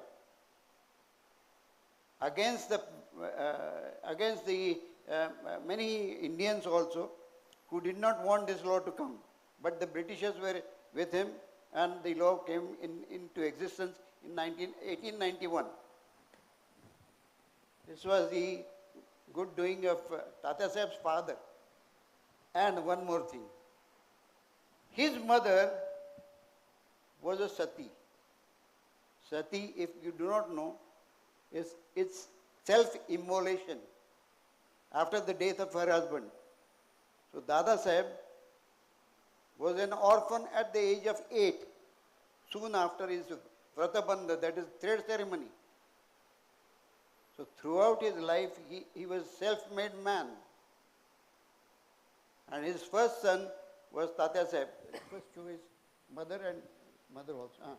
This is Tata Saheb's mother. And Tata Saheb was the first son of Dada Saheb.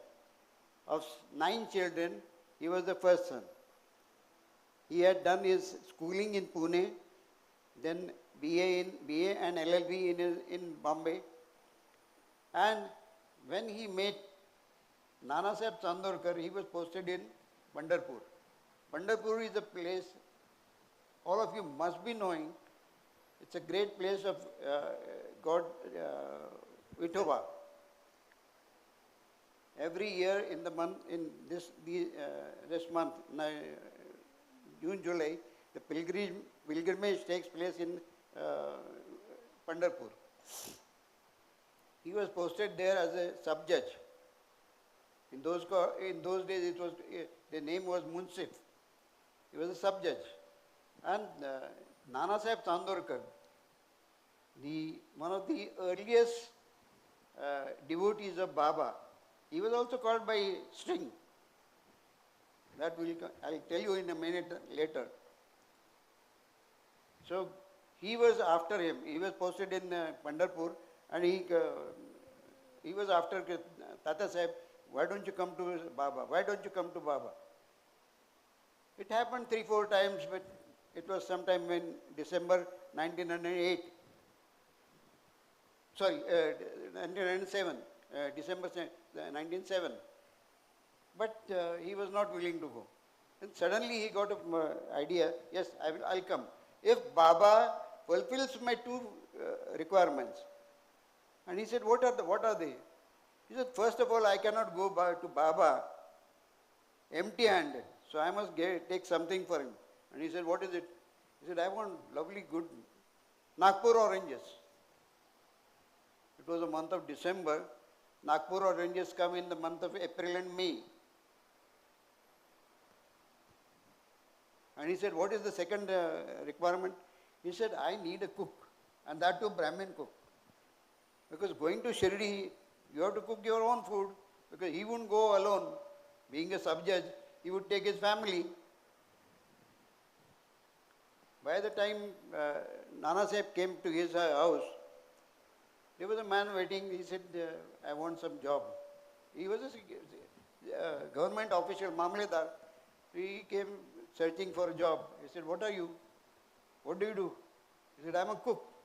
he immediately wrote a small chit and sent him to Tata Saheb. That was decided. Next morning, Nana Saheb went to Tata Saheb. He said, your one requirement is fulfilled. He said, no, even the second one. So Nana Saheb was he was perplexed. He said, what do you mean? He said, look at this. There were two big baskets full of Nagpur oranges with no name of consigner or consignee. But they were there in his house. When this thing, now, so when are you coming? He said, we'll go soon. And the first meeting of Baba, of Tata Saheb, was on 14th of January 1909. Sorry, 1908. That was 14th or maybe 15th. That was on Sankranti Day. Now the most important thing people have been asking. I have given you the story of Dada Saheb, his father. The sati is the one thing, and self-immolation. I'm not saying just putting a woman in the on the pyre is not the thing. If she had done it on her own, nobody forced her. Tata Saheb's grandmother, nobody forced her to be sati. And that gets such a lot of this thing that 7 generations behind and 7 generations further, they are always blessed. And Tata Saheb, of course, Dada Saheb was their son and Tata Saheb was their grandson. And also, he must have brought something. Purva Sanchita. Whatever you have done in your past lives, that comes with you. Purva Sukrutanji Jodi. Whatever your good deeds that you have done in your past lives, that comes in this life. That's what had happened, and I'm going to tell you how it had happened. Tata Saheb went for darshan of Baba. Tata Saheb was slightly short and stout also. He was fat. He bowed down to Baba on his haunches, not fully, not on knees, but haunches. And as he was about to go down, Baba put his hand full of udi.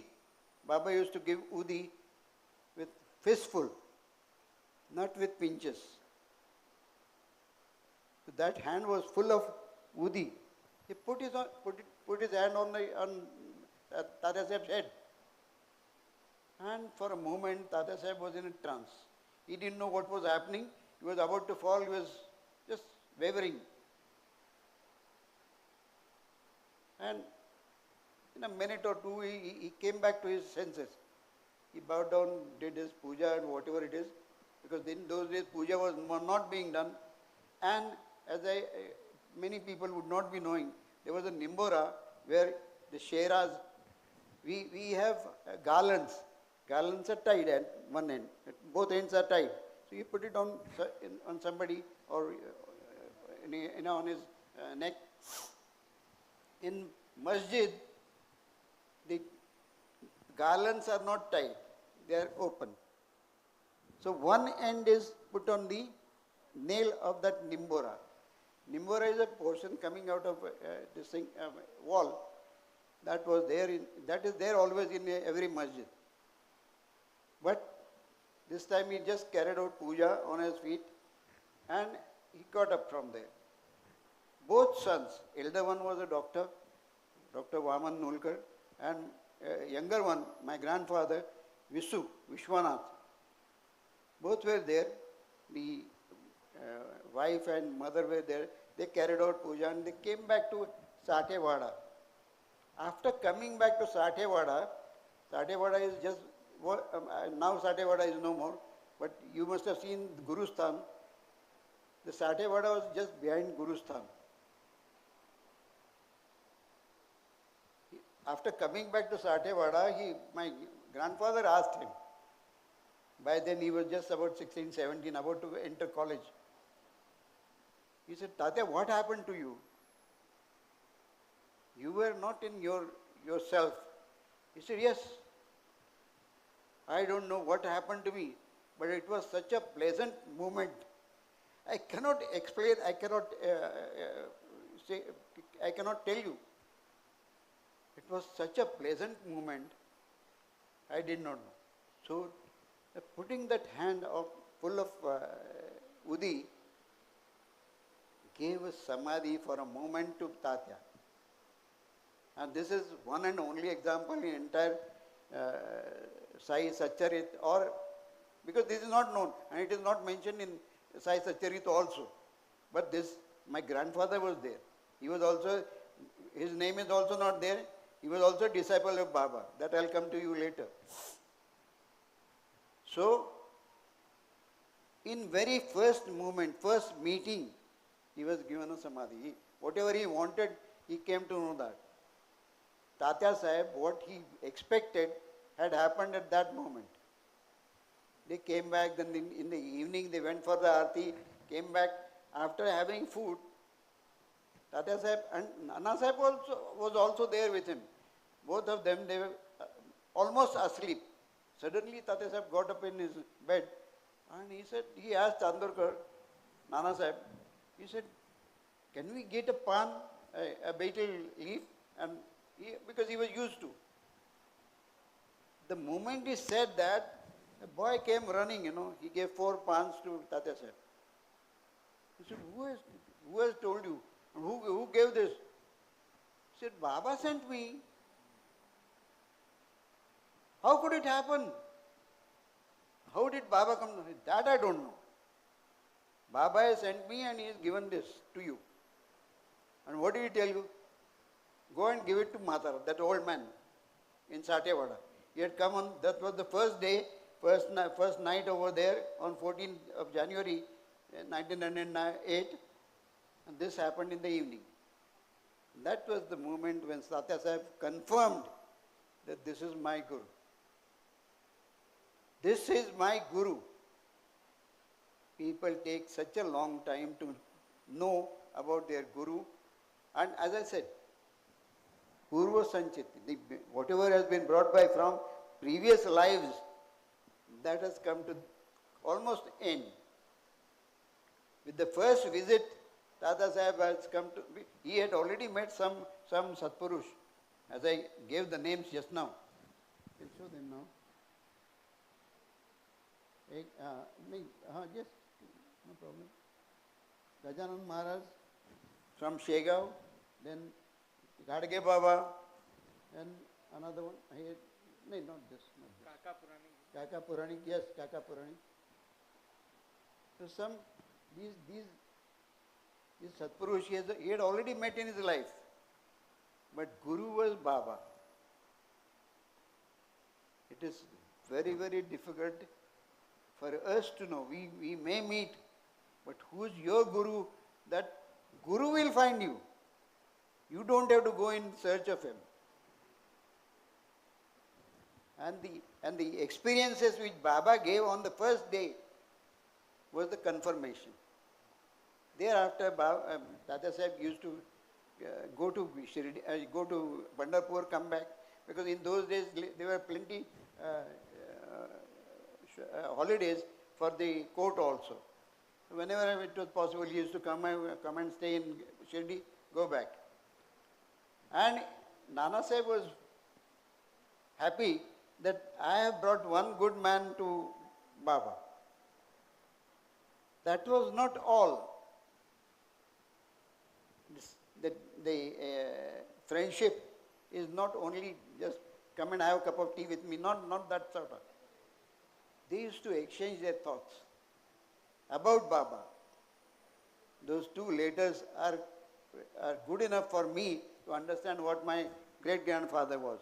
Because he had written some letters 2 letters we got them after my great-grandfather's death. But they were sufficient to speak about Tata Sahib and Nana Sahib too. Tata Sahib had a habit, he would, whenever he wrote a letter on such subject, he wrote to Nana, he said, send back my letter after reading. Because Baba used to say, Jinne paya, unne chupaya. Those who have got it, they have kept the secret aloof. They would not let the secret out. And what was the secret? About their Guru. These things should not be spoken. That was the condition, not condition, it was the general this thing for everyone. But Dabholkar ji has already mentioned in his chapters. That I'll come to you later, which small, just to know. But those letters are with us, and those letters speak volumes. And the difference between normal writing and explaining your own experiences, there is plenty of difference in those letters. Once I read once, twice, thrice, 4 times, deciphered them because handwriting of Tata Sahib was different, so fast. And one could find out that he had written them in a very quick manner. He couldn't resist himself. I must tell this to my friend. That is what the way he has written those letters. That is one. We go further. About there was, you must have read about Dr. Pandit. Am I correct? In Sai Satyarat? Dr. Pandit had been also my relation.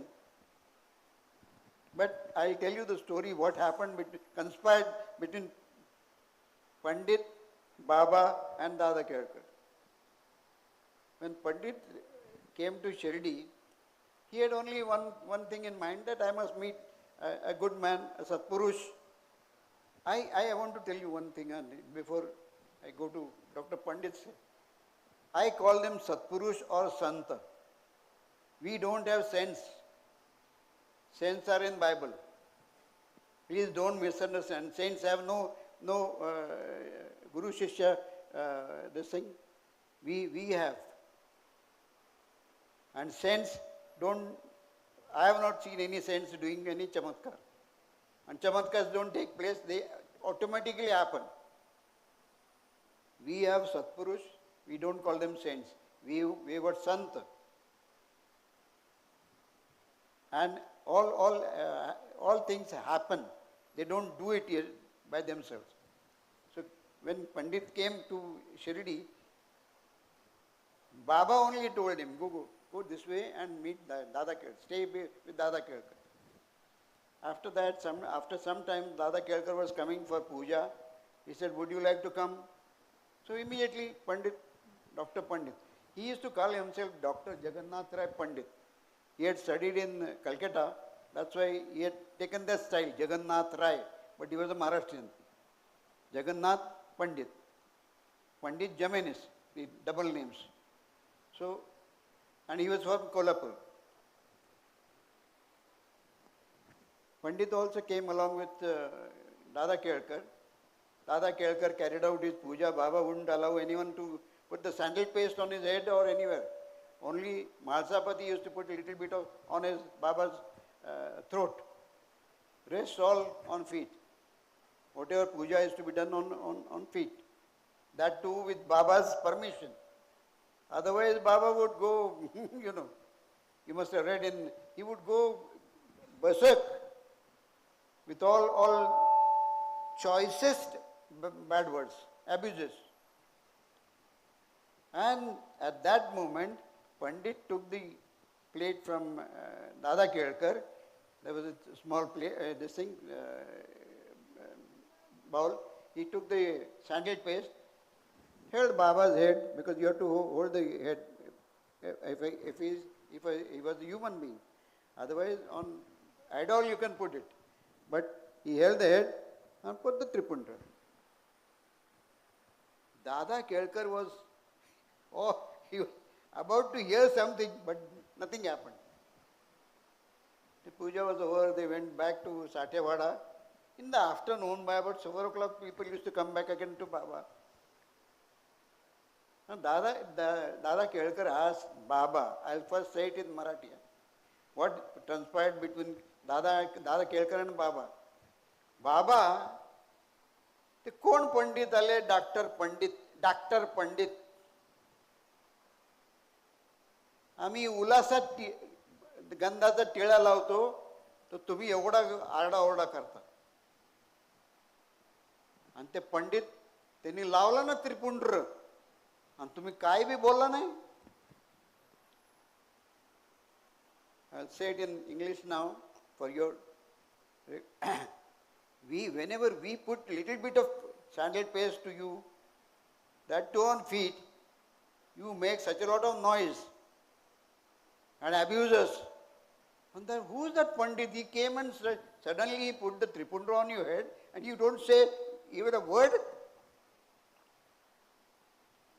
Baba's answer was very, very sweet and out of straight from his mind. I'll say it in Marathi first, then explain it to you. Said, Dada, तुला माहित नाही त्याचा गुरु आहे ब्राह्मण, त्याने त्याची पूजा केली आणि मी फसले. फसले is a typical feminine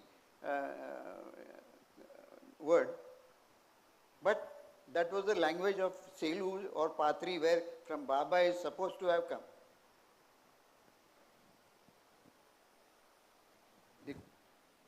Yes, hey, 1 minute. I'll first explain what he said. He said, Dada, his guru is a Brahmin and he carried out his puja, not mine. And that Brahman guru is this Kaka Purani. He is from Rajapur, Konkan area. And what Baba said is absolutely correct. He was a Brahmin and he carried out his puja. And Baba said, he deceived me. Doctor deceived me and I got deceived. I couldn't say a word. He had overtaken me. I couldn't say a word about it. Then both these people came back. When they came back in Satyavada, Dada Kelkar asked him, who's your guru? He said, Kaka Puranik of Rajapur. And from that day onwards, the Tripundra started coming on Baba.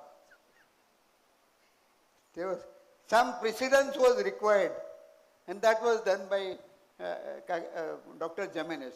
But then there onwards it has started normally. I'll come to Tata Sahib's Guru Puja Day. That was on 3rd July 1909. It was a Saturday. Tata Sahib that day got up in his bed and suddenly he remembered, oh, today is the Guru Purnima day. He informed his mother. His family was there, of course. He told his mother, he said, Mother, today is Guru Purnima. We have to go and do puja of Baba. Mother had already, she had completed, so mother went to Baba. She carried out her puja and came back. In the meanwhile, Tata Sahib got ready and everything with all puja material. He went to Baba. And he told point blank, Baba, normally he hardly used to talk to Baba. Only a few words here and there. But otherwise, he used to keep mum. He said, Baba, today is Guru Purnima. Can we carry out puja? Baba said, yes. Immediately he told, call Dada Kelkar, call Tata Kote Patil, call Radha Krishna, call Shama. Then they all came and they realized that Baba is going to have puja.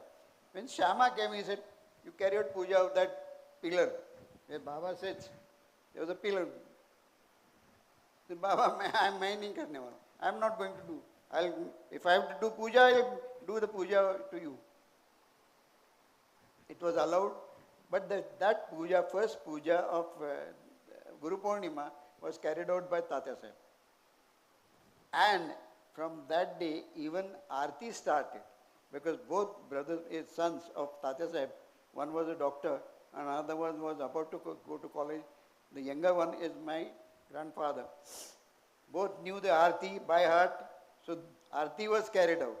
And then there onwards, the Aarti started. Earlier, people used to carry out puja and go away.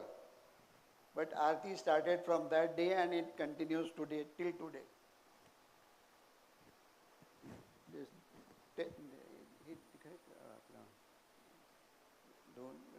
That photograph also, Baba's photograph. Black, this negative one, Dhoni.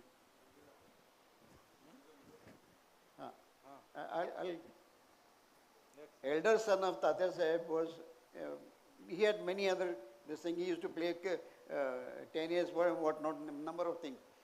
Although he was a doctor, but he had also, photography was his passion.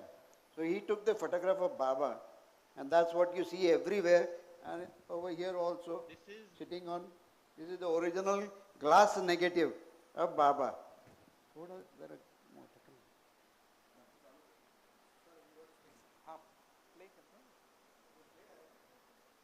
So this is the original, what he is referring, original negative, what is with the Nulkar family, and the copy of that you're going to get as prasad at the end of this. So we'll play this video short.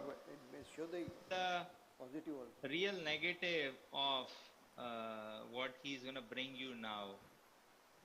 Apparently this was given to Shirdi Sansthan, and you see there's a breakage. So they broke it and it was fixed and it was sent to US, connected together. We'll ask Nulkarji when he's back. But this is, I mean, this is how actual Baba, was actually. Different negative, same negative, but I think celluloid and others. This is what it is. And I think we'll ask Nulkarji, but this is, Baba is very young, I think in 1908 or somewhere not young, 1908. Right, Mr. Malik. Yeah. This is the, can you see it now? No, you have to put it. Yes, now it is clear. Hold on, let me stop it. Yes, now it is clear. Can you raise this a little bit? Raise this a little bit. Okay. Right. अच्छा ये कौन से साल में है बाबा का? Put it more, Vivekji is gonna put it more on the little bit on the top side, and just in front of your face. Yes. In your face. हाँ. Wow. ये कौन से साल का होगा? Baba, I think it must be 1908. This is around 1909. Okay. There are two negatives. One is that. What is this? This one. This is a celluloid made from that glass negative. Right. थोड़ा अब नजर आ रही है. Yes, exactly. बस यहीं. So you want to talk about how Baba looked later or no? Yeah, I'll say. A few words about Baba. He, as my grandfather told me, he was about 5'7", 5'8". He was not a short person, but tallish. And when he came to, when he was seen by my grandfather, he was quite fair looking, with beard, everything all the same. And Baba continued to stay in the same attire, with one headgear, that kafni and dhoti at times. Otherwise only kafni. He used to wear langot as he had mentioned earlier, and over that the kafni. Occasionally he would wear a dhoti. Anyway, but one thing which my grandfather told me was, you could not look directly into eyes of Baba. When he is normal, it's okay. But if you try to look at him through his eyes, it was difficult for you. Because his eyes would sparkle and they were so bright, nobody could look into his eyes. Baba could look into you, that was a different issue. and you in normal course. But if Baba was frowned, if he was angry, then it was difficult to look at him. As it is, he would start giving with choices, bad words, abuses, and nobody could tolerate his anger. That was Baba. So another thing, can you guess how long it would have taken you or a normal human being to tie this headgear? So, let him finish. Bappaji, we have Bappaji's recording. Bappaji was Lakshman Mamaji's son, and Lakshman Mama you have read in Pothi. Do you know, you read Pothi, right? That young girl, you read Science, etc. Do you remember Lakshman Mama? No. So Lakshman Mama was the one who did Baba's last arti. Baba came in the dream and said, go, Bapu Sahib joke. So Lakshman Mama's son, Bappaji, you read, right? So he said in the interview, we'll show you if we have time at the end, he said, बाबा जो थे वो ये अपनी जो ऊपर head gear ऐसे करते थे कि हमें पता ही नहीं चलता था. Baba used to shower many times, he mentioned 3-4 times a day, and he used to use lot of water. Okay, and जो head gear when he used to wear, he will do it very quickly. We couldn't figure out, right? So lot of information we get from that interviews also. Go ahead. Yeah, right. I would like to tell you about this photograph. Most of you must be having this photograph or picture, but this original photograph where Baba is sitting, you can see the slight bit of black line over there. That is the beam. And on both sides, on the right side you may not see, but left side you see a pillar sort of a thing. That is at the back, not in the front. Because it's a photograph, you may not be able to make out, but when you see it closely, there was a beam and pillars at the back of that wall.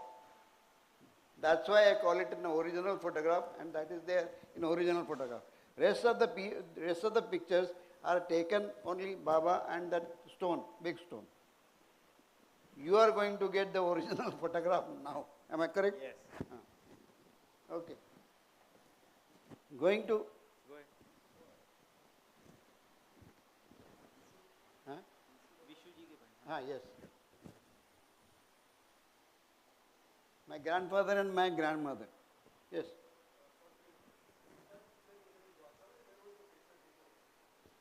Yeah, Dwarka, Sabha Mandap. Yeah, Sabha Mandap. What is it? No, he's asking where this picture was taken. No, it's not Dwarka Mai. Nothing to do with Dwarka Mai. Dwarka Mai had no walls or nothing. Only where Baba, the upper portion where Baba used to sit. And the Dhuni came when Baba came.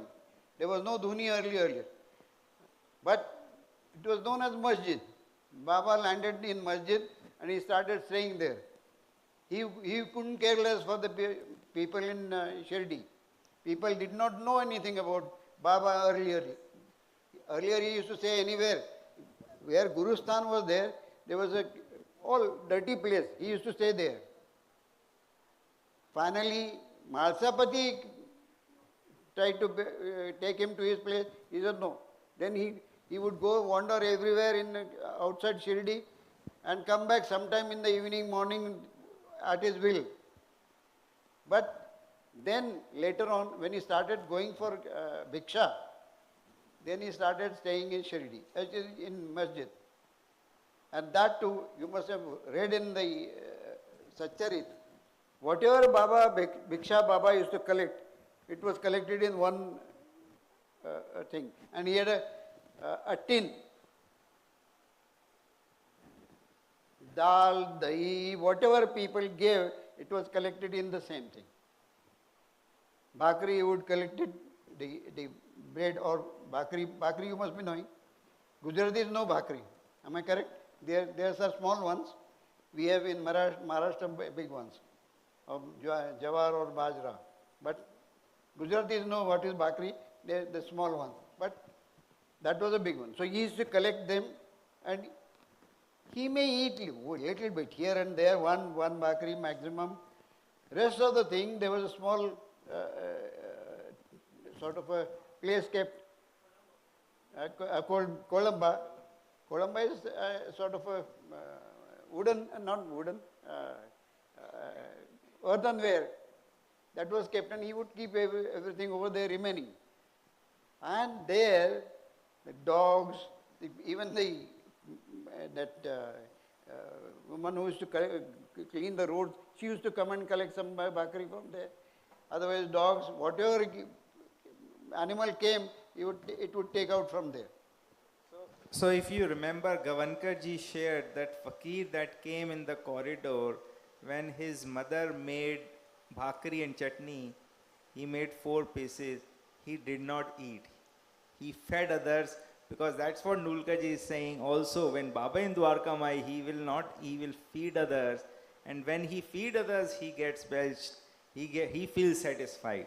So, there are similarities you will see across all these incidents.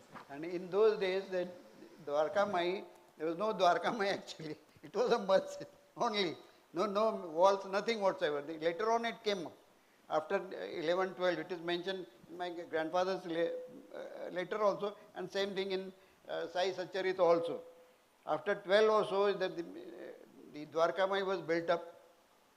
But Bhutti Vada came much later. In 17 early, it was started building. Bhutti started building it. And Baba used to come and give instructions. Keep a window over here, keep a gallery over there. Baba used to give instructions. And it was accordingly done. And when it was about to be completed, Shama and Bhutti both wanted to have a Sri Krishna Mandir over there. Baba said, please reread Sai Satcharitra. Baba said, yes, we'll all come and play here Bala Gopal. Who are Bal Gopal? Gopal ke jo friends say, all friends of Gopal, that is Krishna. And Baba was Krishna, that's why it was known as Dwarka Mai. And Bal Gopal were Shama, Jog, Dabarkar, all were Gopalas. He said, yes, we'll come in the Vada and we'll play there. And that's what exactly happened, what Baba said. And that's why his body was kept after the Mahanirvana. Anyway, that was much another thing, Bhutti Vara was built much later, what Nulkarji is saying. Yes. Narkeji was Bhuttiji son-in-law. Baba told him in 1913 to Narkeji, he will build a Bhutti Vara here. So many years back, Baba knew this is going to happen, and he already knew I'm going to there. He is getting Krishnaji, but he knew that already. Wait a minute, sorry, please let me correct. Narkeji was not told. Baba appeared in the dreams of Shama and Bhutti on the same morning, early morning, and asked them that Vada should be built. And both, when they got up, they were wondering, what dream I have seen, is it correct? And both wanted to ask Baba. And Baba said, once I told you, why are you worried? Go ahead, what I said. That is what has happened. And Narkeji, he was told, Narke's memoirs are there, and he has mentioned in his memoirs that I was told to be, Baba had asked me to be in charge of Bhutti Vada, which is likely to come up. Baba had already told him before Bhutti Vada had come up. That is what has happened. He is mentioned in his memoirs, Narke. Okay, should I go further? I want to tell you about a very typical and away from normal things about my grandfather. Fortunately or unfortunately, you may say whatever it is. Because as I said earlier, jinne paya unne chupaya. So did my grandfather. And it so happened, after his death only, we came to know what he had done, or what Baba had done to him. As a young boy of 16, 17, he was about to get admission in the college. He was in such a state of mind, I also want a guru like Baba, who has no family, nothing to do with worldly things. And Baba was like that. And this could be seen by the near one devotees, like as I said just now, Narkeji.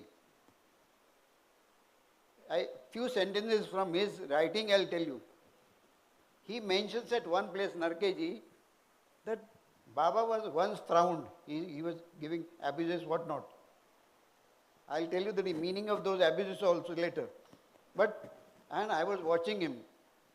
And Baba had seen that I was watching him. After his frowning or abuses were over, I was there in the Dwarka Mai, and Baba quietly said, "What do you think? Am I mad?" "I am not mad." And Narke says there, "I have realized Baba is Parabrahma. He is not an ordinary man." Now I will come to his abuses. His abuses were for either some of his disciples or his devotees out somewhere he was in difficulty, and his attackers or whosoever was, he would abuse them to remove them from his difficulty, or he would use abuses to give total or partly at least. It was for the devotees. They were blessed by his abuses. Shama was one of them. There were a number of them. That is a different issue. I'll come to my grandfather again. At the age of 16, 17, instead of going to the college, he was fighting with his father, grandmother and mother. "I want to go to Baba." They tried to tell him, "This is not the age. Don't do this thing. You still have a lot of work to do. You have to complete your studies, get married and whatnot." That was grandmother's thinking. He said no. And there was a big fight between him, his grandmother, mother and father, Tata Sahib. Finally he won over, and when he was about to leave, his grandmother and Tata Sahib said, "Now that you are going, don't come back." And Tata Sahib writes in his letter, if Baba takes him, nothing like it. Not that he, of course, about son, growing up son, he would like to complete his studies and whatnot. But in his mind, what he had achieved, if someone, his son, wants to do the same thing, in his mind he thought, if Baba takes him, nothing like it. Finally he went over there, and Baba, once he reached there, Baba said, "Oh, now you have come. Okay, go to Shala, school." And who was school? Radha Krishna Ai. A few words about Radha Krishna Ai at this stage only, if you don't mind. Radha Krishna Ai was the one who brought all the grandeur to Shirdi.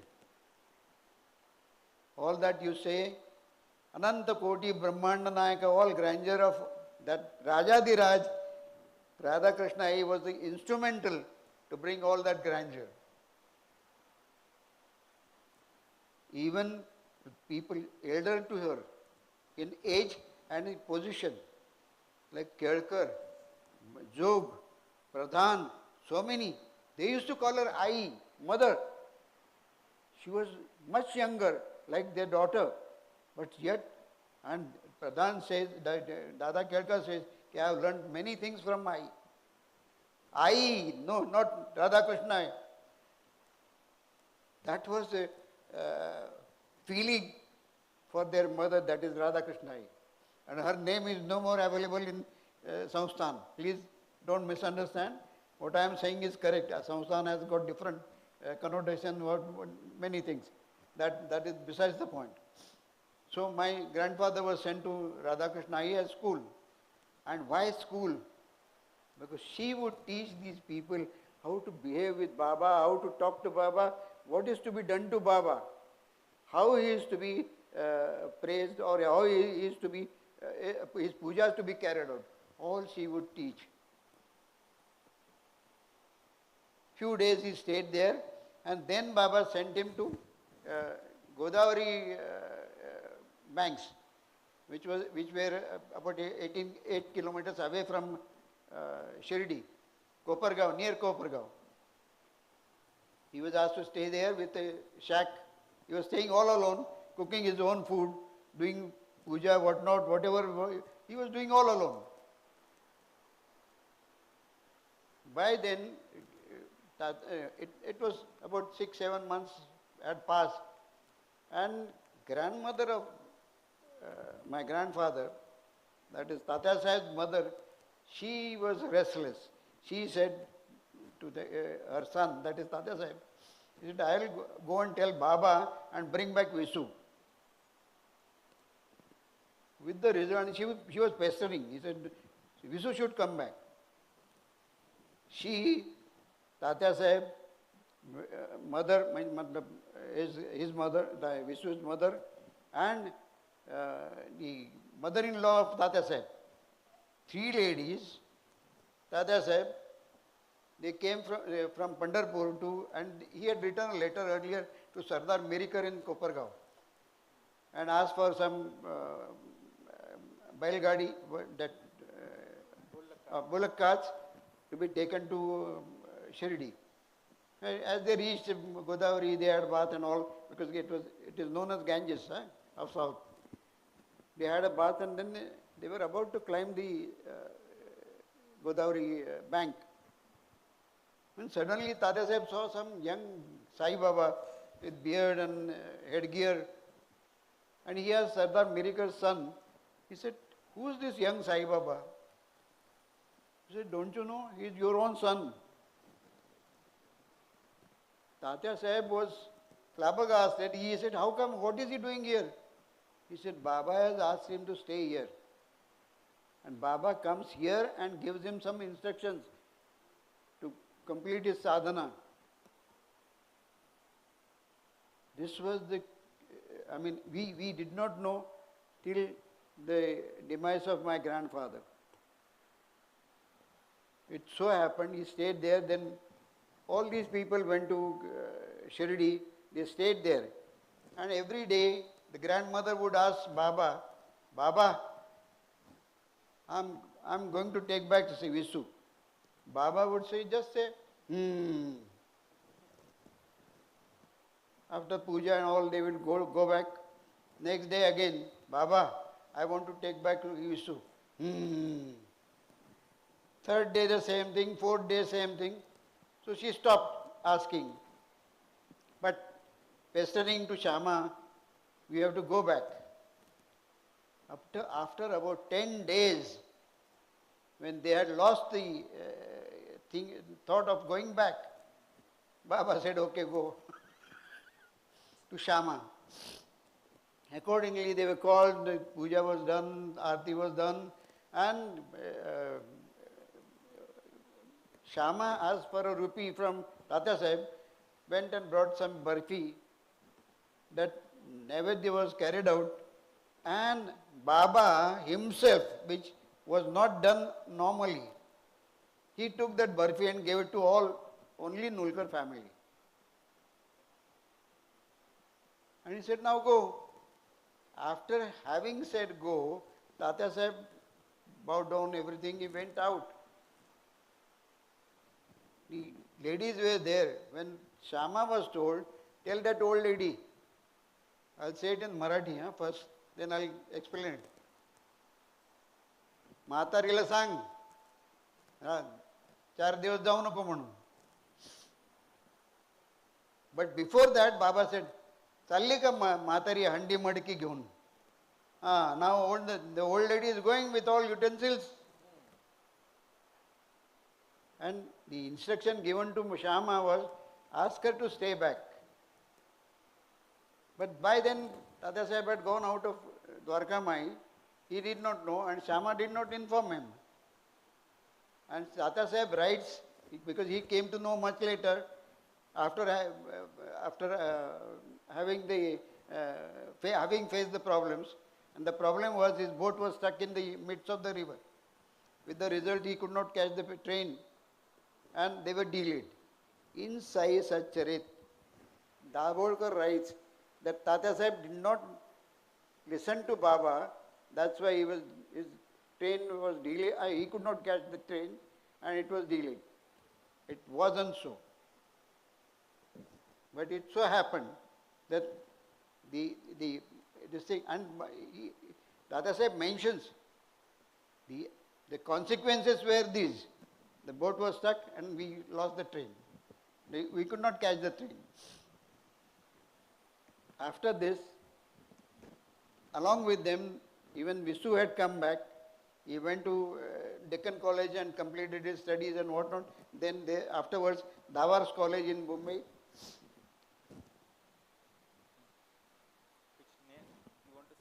No, later I would say. No? After and before that, a couple of experiences of. While staying in Shirdi,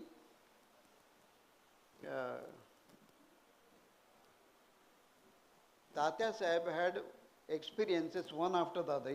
All small little things were fulfilled by Baba. While he was staying there, I forgot to tell you one thing. In the very first meeting, Tatya Sahib had mentioned to Baba that Baba, when he was sub-judge in Pandharpur, he had a case of the pujaris of Pandharpur, and he had given the verdict against their wishes. But he was the Munsaf, he was the judge. He had given the verdict, but in his mind he was slightly perturbed. He said, "I have not given the correct verdict." And he told Baba in his very first meeting, which I forgot to tell you, that Baba, I have given the verdict against the God, and I don't want to do it further. And Baba said, "So will it be." The time came a little later, almost a year later, and Tata Sahib left his job, everything, and he came to stay in Shirdi. By then, another friend of his came from Mumbai. That was Baba Sahib Sahasrabuddhe.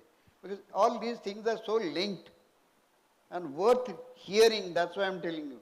Baba Sahib Sahasrabuddhe was his schoolmate in Pune, and both used to sit on the same bench. The old man with big beard, in those days he did not have the beard. Okay.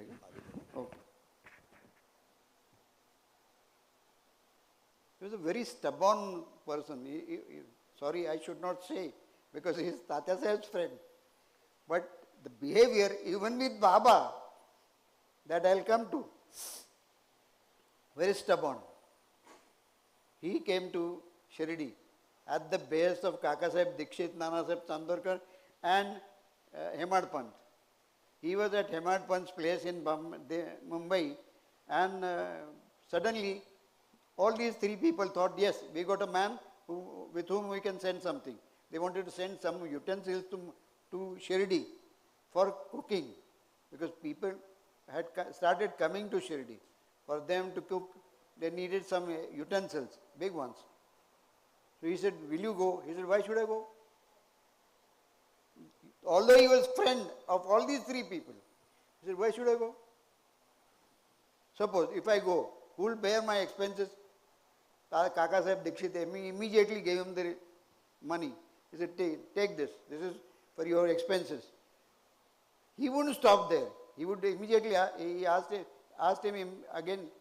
He said, "If I have to stay for 5-6 months in Shirdi, who will give me the money?"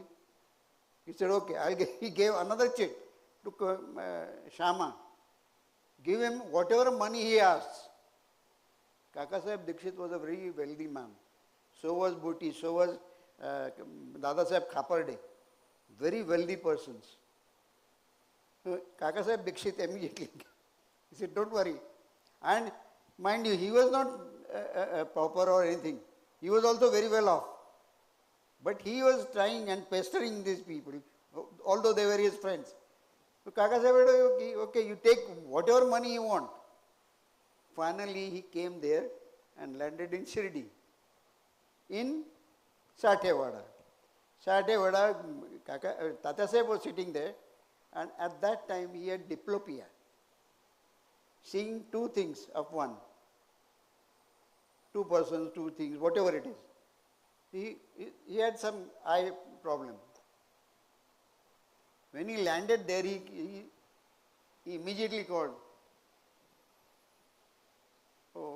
His name, Lakshman Rao. Do you recognize me? He said, now that you have taken my name, you must be knowing me. But I can't see and I could not recognize you. Then he said, do you remember there was one Sahasrabuddha sitting next to you in 4th class in Pune High School? Then he realized, and they hugged each other and both had tears in their eyes. The two friends were meeting after 25, 30 years. He said, now that you have come here, you are my guest. Nothing doing. Although he was given the chit and all, he said, now you are my guest. He went to meet Baba, came back. The very first meeting, Baba said, I'll say it in Marathi first, तात्याबाला नमस्कार करावा, दादा केळकरला नमस्कार करावा, त्यात आपल्याला कमी वाटायचं काही कारण नाही. Do bow down to Tatya Sahib, do bow down to Dada Kelkar. You should not feel bad about it. In the first meeting, he came back. Second day, he went over there again. Again the same thing. Bow down to Tatya Sahib, bow down to Dada Kelkar. Nothing to feel bad about it. Third day, again the same thing. Same word, same thing. Third day, he came back and said to Tatya Sahib, Baba has asked me to give service to you. Now tell me, what should I do? He said, I don't know what Baba has said. You are my friend. And what Baba has in his mind, I don't know. But we'll see. I don't know what Baba has in mind. This continued. He went on going to Shirdi, to Dwarka Mai. And he found, by then Kaka Sahib had also come, the others also were there. Baba used to speak certain things which many others could not understand. And Kaka Sahib, Davarkar ji, others, Kaka Mahazani, they would try to find out the meaning of it, what Baba had said. Baba at times tells small stories, some abbages, something. Those stories or whatever it was for the third person, not for the people who were gathered there. But he was amongst them. And he would come to know, yes, this is for me. And these people whom I named just now, they would try to find out some meaning out of it. And while this thing used to take place, Baba Sahib used to watch. One day he came and told Baba, he said, all these people, Kaka Sahib, Dada Kelkar, Kaka Mahasani, whatever were there, he said, these are mad people. There should be one hospital for these mad people. He said, don't tell me what you tell them. If you want to tell me straight. He was such a man. That's why I said stubborn. He is no more, he is my great-grandfather's friend, but he was like that. When he said that, Baba told him, he said, I'll say it in Marathi first because those are the words which are very important. I'll explain it.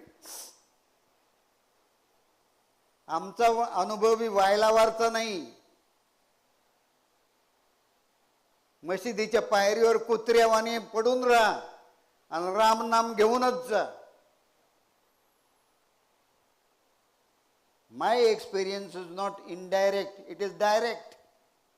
Lie down over there as a dog on the steps of Dwarka Mai and take Ram Nam from me, Baba. Not me, Baba.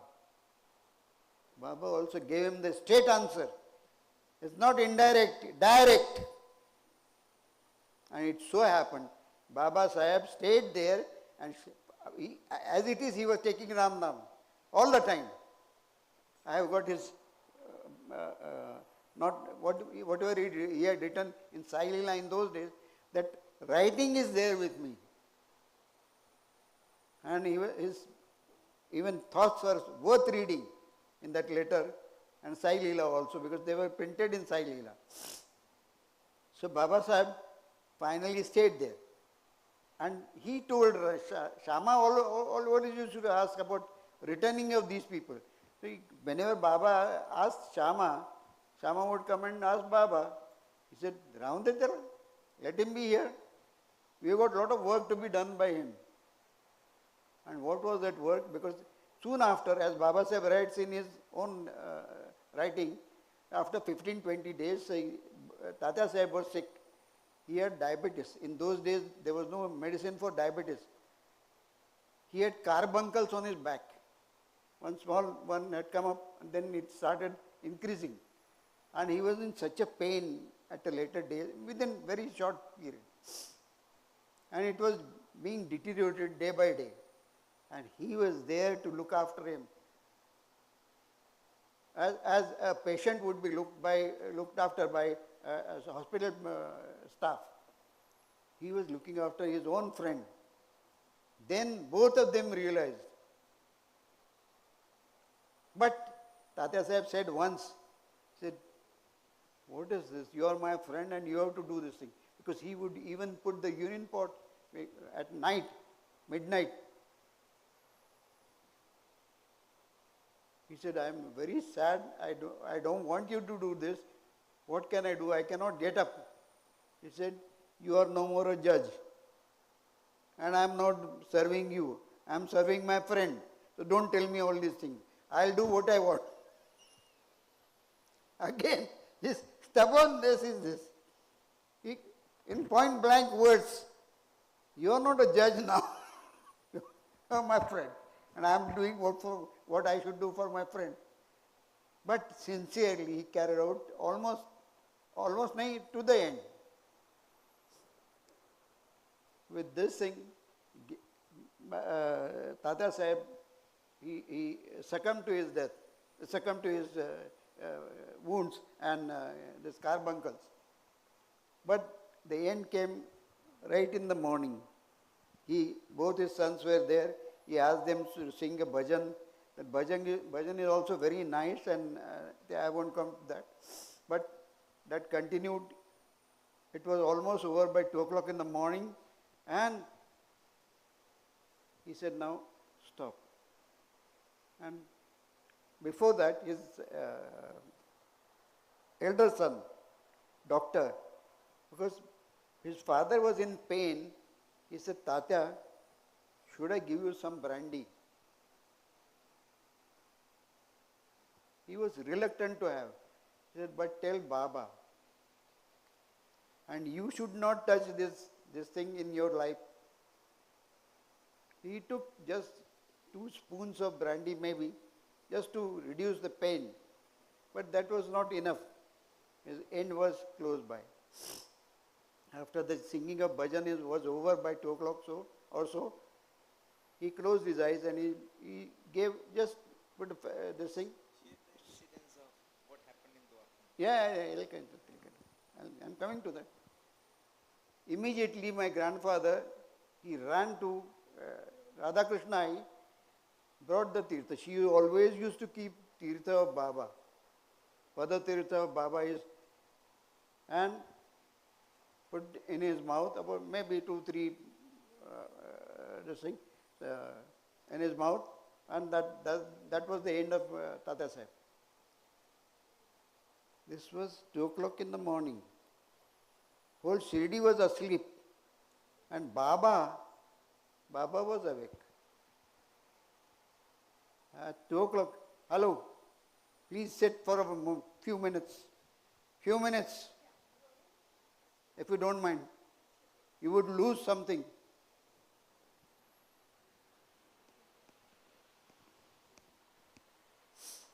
Baba, you have seen that small railing. He was near the railing. And there was nobody in the masjid. In Dwarka Mai, it was open.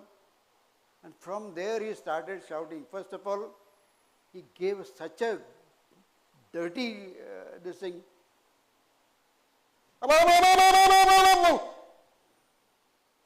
तारा पडला त्या मशिदीच्या मागे आता मी राहून काय करू माझा तात्याबा गेला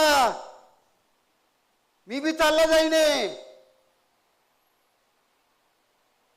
These were the words of Baba. Baba said, shouting, my Tatyaba is gone. What do I do? By staying in this world, I'll also go. Further he said, तात्याबानं देवाचं ऐकलं. देवाला बी त्याचं भलं करावं लागेल.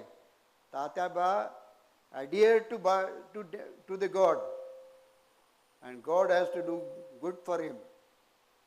These were the words of Baba. Tatyaba has no further life. These were the words of Baba at the demise of Tatya Sahib. After knowing this, Radha Krishna he came from, because all people had gathered after Baba started shouting, and then they came to know Tatyaba is no more. Radha Krishna he came running from there. She had come to know about the demise of Tatya Sahib, and she went and kissed Tatya Sahib body on his cheeks, and she started all tears in her eyes. She said, my God man has gone.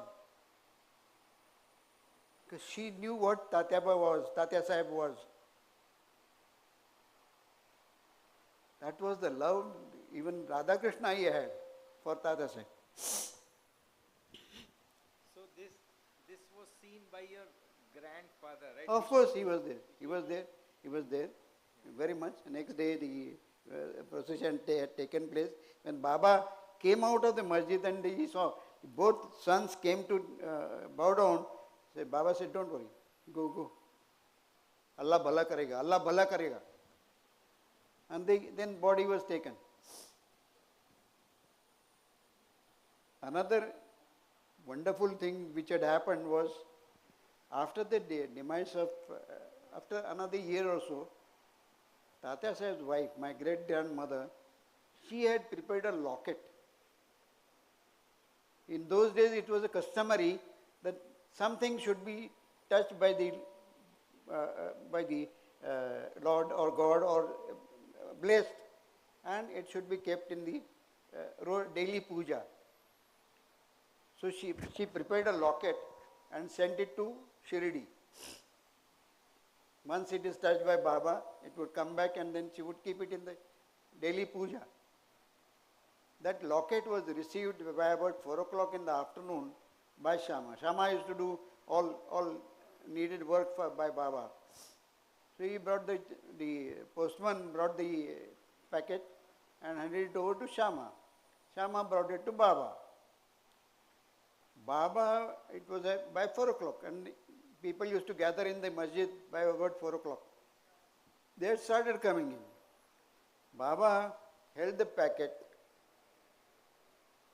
and he asked Shama. People were standing there, all devotees of Baba. Shama, do you know what is there inside? Tuला माहिती का ह्याच्यात काय आहे? How do you know? You must be knowing. How do I know what is inside the packet? दोन बावा आहेत. Baba said, There are two Bhavas in this packet. And he started kissing that packet, holding it in hand. And it was shown to everyone. There are two Bhavas inside. And he started kissing. Several times. Then the packet was opened. And it was shown to everybody. There was one photograph of Tata Saheb, and one side it was Baba. And that locket was to be brought back, sent back for the puja of his wife, Tata Saheb's wife, my great-grandmother. That locket is with me with the letter of Shama. When he sent it back, the letter was written by him, and what happened that day, that was also mentioned.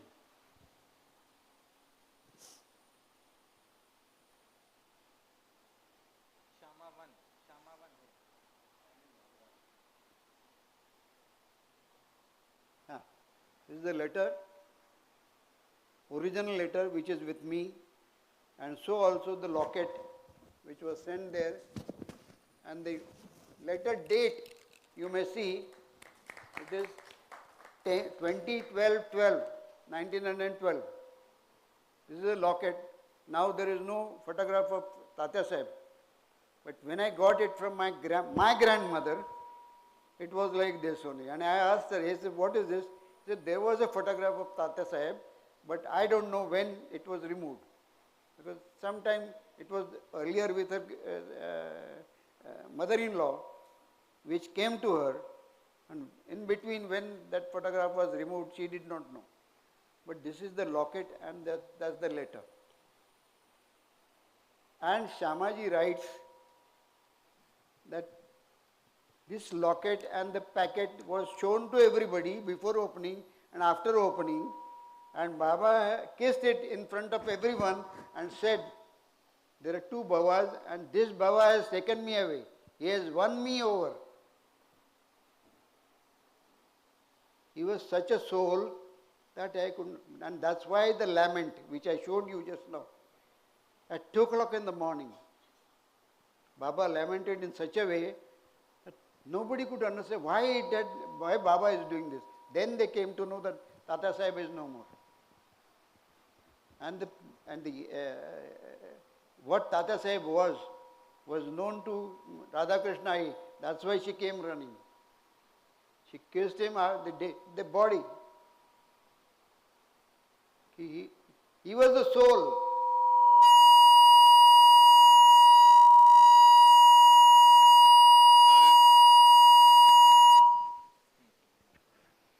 Hello.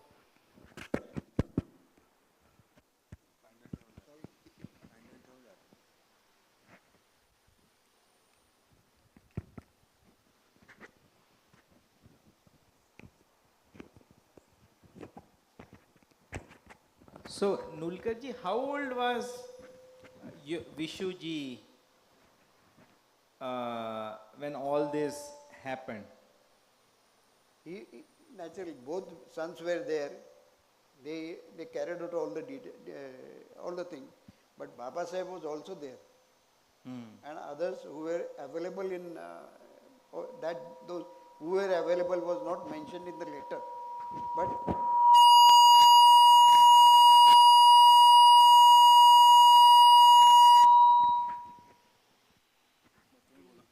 hello.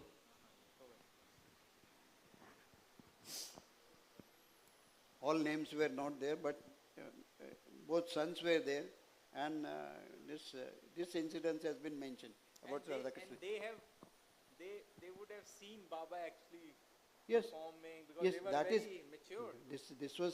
That is the reason why my grandfather was such an actor.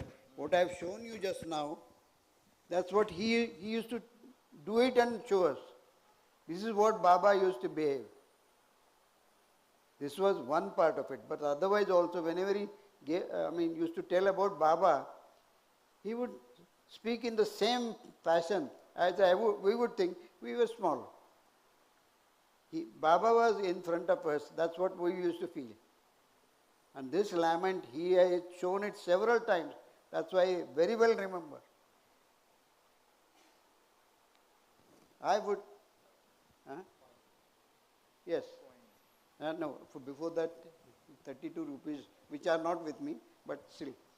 Baba had on Datta Jayanti day, about Tata Sahib I'm talking about, Datta Jayanti day, Tata Sahib had something in mind. He said, I must have something of Baba with me. And this is what a good disciple always has in mind. Vastu amogh Guruji ne dini. That's what he had in mind.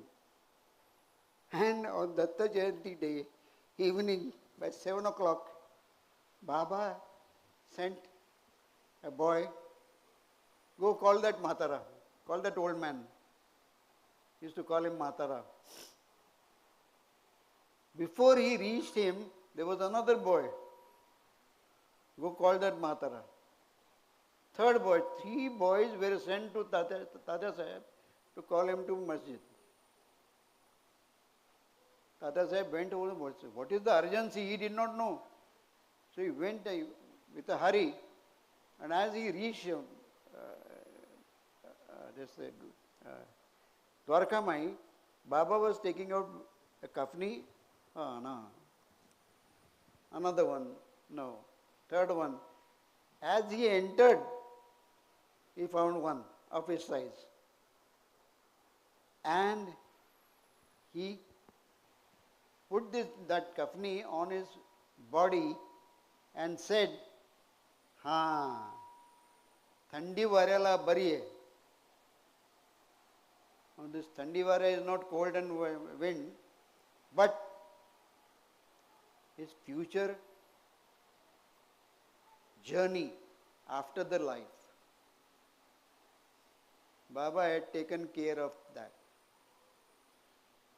One more thing which I had not mentioned earlier, he came back with that kafni on to Sathewada. When his wife asked him, he said, what is this? He said, Baba has given me sannyas. She had tears in her eyes. Then he explained, he said, don't worry, I wanted something of Baba, he has given me. And that was not all. Baba gave him 32 rupees, full rupees of silver. Silver has got no meaning because the rupees were in silver everywhere. Because British rupees were there, so they were silver rupees. Like Lakshmi Bai was given 9 rupees, he was given 32 rupees and 32 paisas to my grandfather.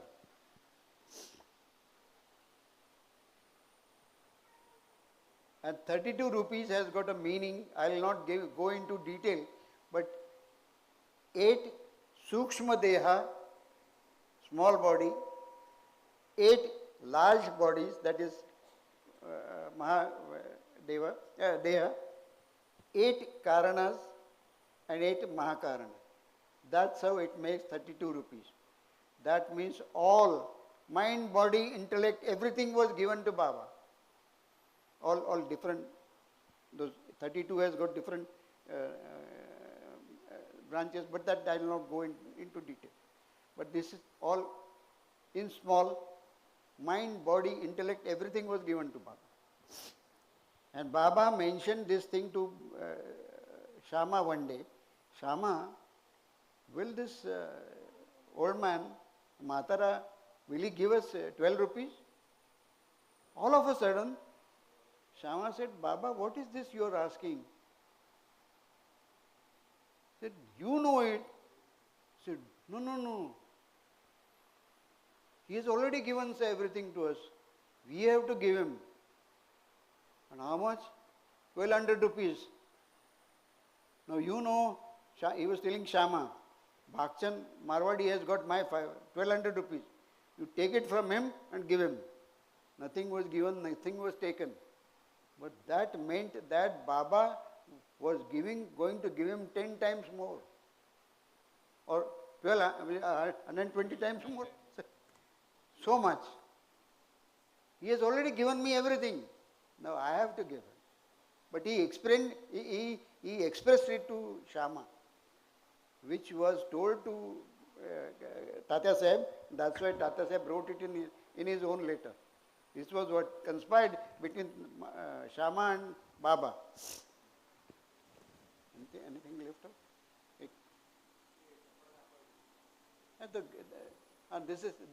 These are the neem tree leaves and a piece of cloth which was there under Baba's feet. My granny, my grandmother, could get that piece of cloth, and it was given to me with these 32 paisas. They are also with me, and this locket is with me in this letter. So these are the things which are I'm trying. I've already put them in puja. It is carried out every day, and they are my prized property. Any questions for Nulkarji? Any questions from the young people? Okay. Shall we? Yeah, go ahead. One more thing I want to tell you, probably you must all be knowing. This is one book, perhaps most of you may be able to read the title, Sripad Sri Vallabh Charitramrut. This is in Marathi, but this is available on Google also in all languages. But earlier, this was written by Shankar Bhatt in 1300 and some year. And he was told, Shankar Bhatt was told that 33rd generation of yours will be translating this book. It was written in Sanskrit. Then it was translated into recently about 100 years back, and slowly it was translated in Telugu, Tamil, Kannada, Malayalam, everything, and Marathi also. I think you will find a copy in Gujarati also. This one book, one must read. On 75th page of this book, it is clearly mentioned. This is about Datta Avatar. You must be knowing. I am not talking anything new. This mentions that Datta in that avatar, he had mentioned, I'll appear in Dishila Nagari, means Shirdi, as Sai Baba. I'll take avatar of Sai Baba in Yavana Vesh, in the attire, clothes of a Muslim, but not being a Muslim. Please remember this. Many people have got this notion Baba was a Muslim. That is why I am telling you. And it's not me, it's Datta Avatar which has mentioned this thing. So also Swami Samartha in Akkalkot, which is known as Prajnapur. The name is mentioned as Prajnapur. Prajna means Akkal. Intellect. Prajnapur is Akkalkot. Then Gadge Baba was one of his disciples, Datta Avatar's disciple. Then Tembe Maharaj, who was at the same time in Rajamahendri, who had given a coconut to Baba with an advocate. You must have read about it. So that was also Datta Avatar. Datta, in that same thing it is mentioned, I'll be taking avatar of Ramadasa in Maharashtra. I'll be taking avatar as Shivaji Maharaj in Maharashtra. And Manik Prabhu was the avatar of the beads, Manika beads given to Hanumana by Datta Avatar, out of which Manik Prabhu has taken as avatar. That is also Datta Avatar. And there may be many more. This book is a number of characters. It is very, very, of course, it is 53 chapters like Satyarit. It is very, very difficult to go through because so many characters. It is very difficult to, you have to go backwards for a while, 2-3 pages and again go forward.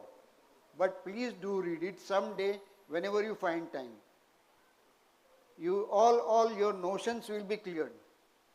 Okay? Thank you very much. Yeah, go ahead. Kafni, that is with my cousin. And those 32 rupees were also with my cousin. And I could not bring it, and I should not bring it at all, because wherever it is there, good enough. It is Baba's will, so it is kept there. I did not bring it. The one with me, of course, these coins also I did not bring. But only thing one I could bring is this locket. I won't, because he is not willing to show it. That's why. Otherwise I would have mentioned, you go to so and so place, you will find Kafni. And it is, every Sai devotee would like to see that Kafni. I am aware. Even those rupees. But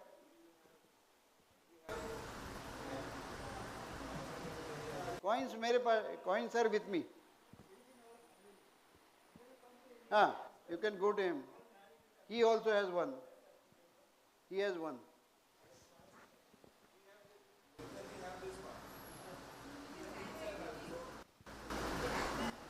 Not here. At home. So, one of the objective of this is when devotees go to Shirdi, there is a chore, there is a routine. You go to Samadhi Mandir, Chavadi, Dwarka Mai. But after you hear these leelas and when you go there, you have a different bhav, because you can recollect that, yes, they're here. Gavankar ji was there. Tatya Sahib came, right? Gurusthan, right? So that's the thing. Another thing, when you go to Shirdi next time, I don't know, I think maybe apology, I did not introduce Akshay ji. He's the manager of the trip. He has been coordinating all this stuff. Connect with him, right? When you go to Shirdi next time, we have a free guided tours over there that will actually, we will take you to the places that you haven't seen, right? Right now you are just hearing. It's very difficult to go and see. We didn't cover Balaji Pilaf who has the langot of Baba. When Baba was given the last bath in Dwarka Mai, they managed to get the langot. We have a video, we'll share all that on the Telegram. So, but connect with Akshay ji, will get you all the guided tours where Baba used to go and all these leelas that you can connect with, and it will be very blissful experience.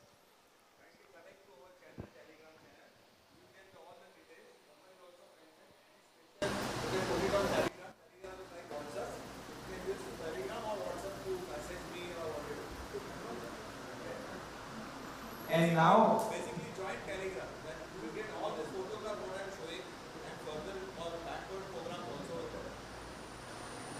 And now what we will do is, we will play a very short audio interview of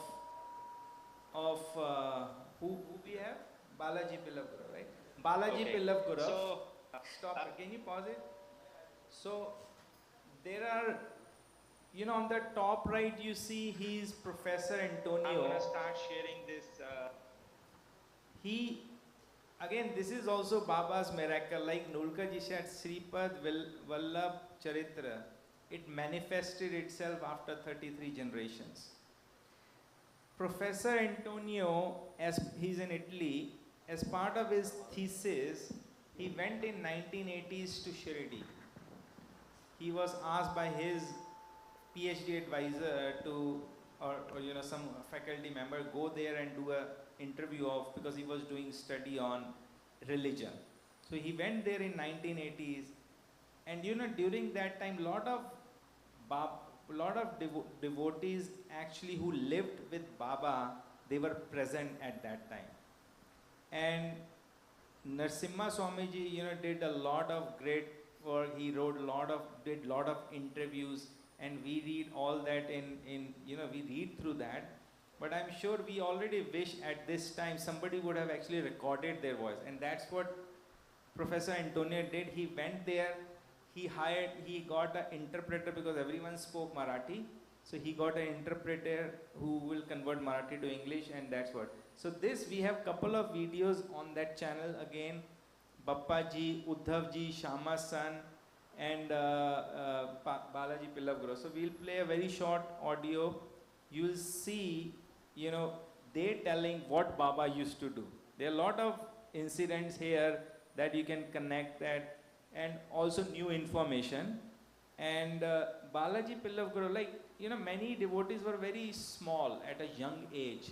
So it's hard to remember, you know, what Baba, but Balaji Pillava Guru was, you know, he spent 6 years with Baba in Dwarka Mai, and he was 20 years old when Baba took Mahasamadhi.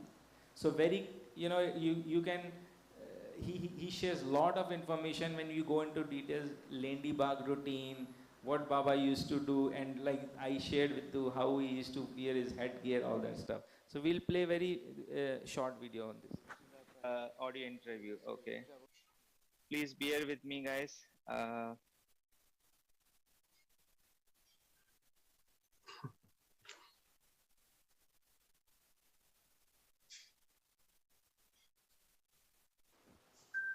Balaji Pillaji Guru. I see. How many years old? आप कितना वय वाले अभी? अभी 90. 90 years old. 90 years old. नवातार. हमारी उम्र 20 वर्ष की थी. 20 वर्ष की. हमारी उम्र 20 वर्ष की थी बाबा गए. अच्छा.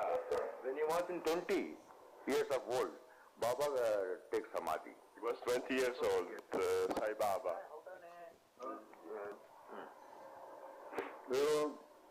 बाबा 1968 नहीं गए, 1968 नहीं बाबा गए, उनको सेवक का स्नान डाल दे बाबा को, सेवक का स्नान डाल दे। अच्छा, कितने दिन नंतर? दावड़ तो अच्छा अच्छा। तो वो दमोटी और कोट जरा छोड़ के रखा क्यों ना, नवा पे ना, वो हमने किसका दक्षिण से उठा के लाए, भक्त लोग उनको बताते। अच्छा। So here he's saying, Balaji Guru is saying that, you know, when he had association of 6 years, and then when Baba took Mahasamadhi, when he was given the last bath, he has that langot, and I think we have seen that langot. But Kaki, aap wo langot abhi hold on, let me. So you can watch this. You know, this lot of, and Balaji Pillava Guru used to play Shanai in Dwarka Mai, in front of Baba. His father used to play tabla, right, in Dwarka Mai. So lot of good information there. Go to that channel.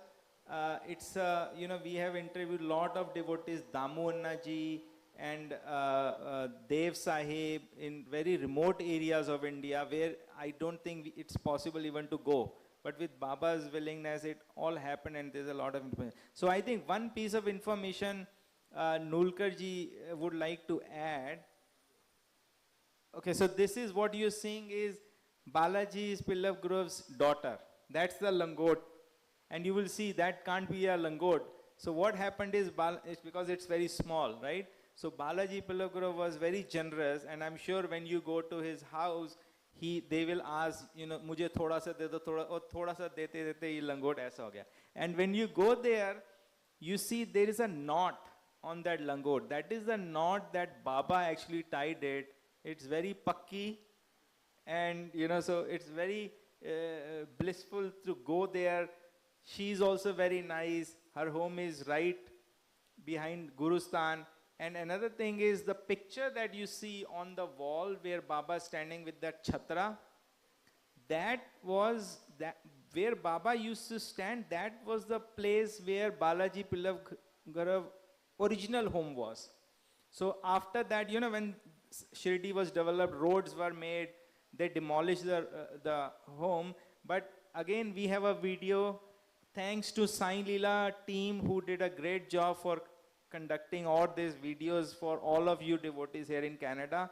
We made a video giving directions how to actually go to this house, and also where Baba used to sit. And also there is a very important Vitthal Mandir in Shirdi, where Das Ganuji used to spend a lot of time, where he wrote, you know, started Stavan Manjali and Bhakta Leelamrit Saint. Baba never used to allow Das Ganu ki yahan Dwarka mein tum apna kirtan karo or Vitthal Mandir mein. So Lakshman Mama used to stay there, and Bappa ji, right? So that video is also there on the channel. You can see how to go there. But again, reach out to Akshay ji for any questions you have. We have another, in the interest of time, Chandokar family also send a message for you guys.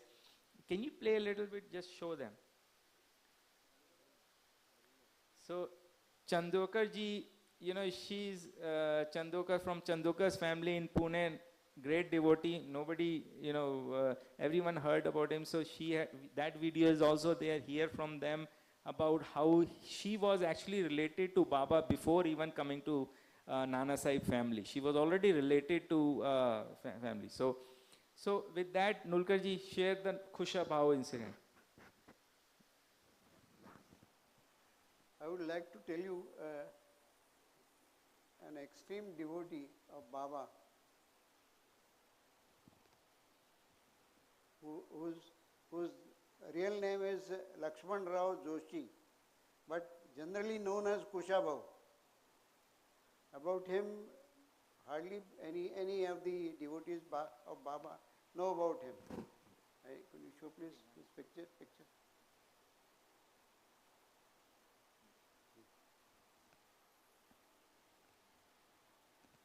This is Khusha Bhao Joshi, whose samadhi is there in Pune, near Parvati Hill.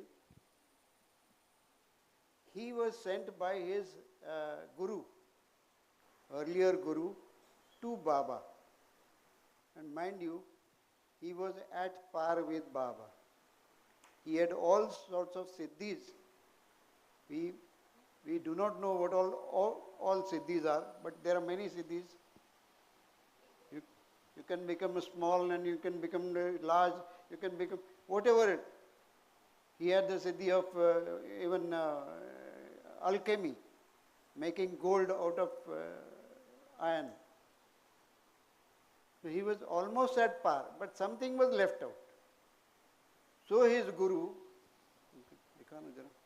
Vakratunda, his name was Vakratunda Maharaj, not this.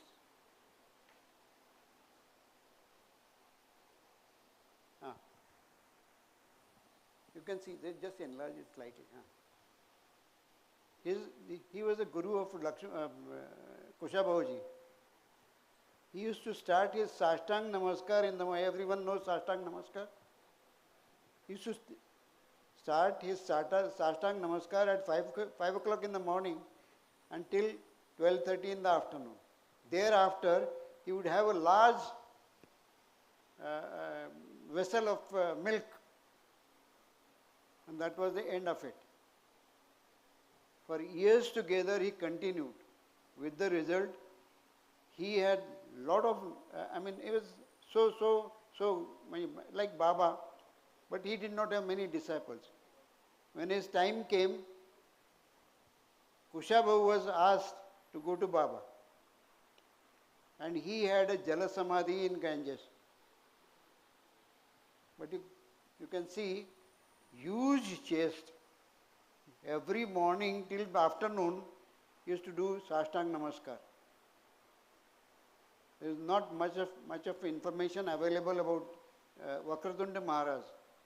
But Khusha Bhao ji, I will tell you, when he came to Baba, Baba immediately said, "ते वक्रतुंड्याला बुडवून आला आणि माझ्याकडे येतोय." You drowned that Vakratunda Maharaj. He would call in such a slang language. त्या वक्रतुंड्याला बुडवला. Vakratunda Maharaj is out of question. Vakratundya. You drowned him in the Ganges and you're coming now to me. Then he stayed there. Some day or the other, he is trying to come close to Baba. He wanted why he was sent to Baba, he knew it. But that has to be obtained from Baba. And Baba would not give without testing him. And the testing time came on Ekadashi day. Ekadashi day is everyone fasts. He was also fasting, so since he was all alone, he went to bazaar to get something to eat. Nothing could take place. He said, "Now, let me go to Baba, take his darshan, then I'll do something." When he went to Dwarka Mai, Baba was waiting for him.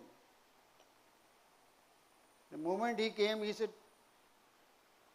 he asked him, he said, what is this? Today you are here? So he was slightly, he said, yes. Will you have an onion?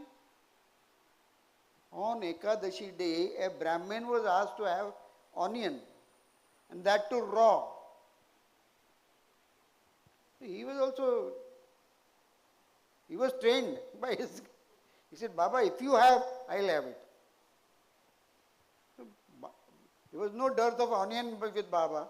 He took out one onion to give him, ate one, another raw onion, third one.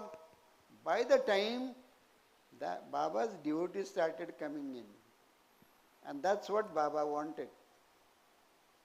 Said, look at this Brahmin. On Ekadashi day he is having onion.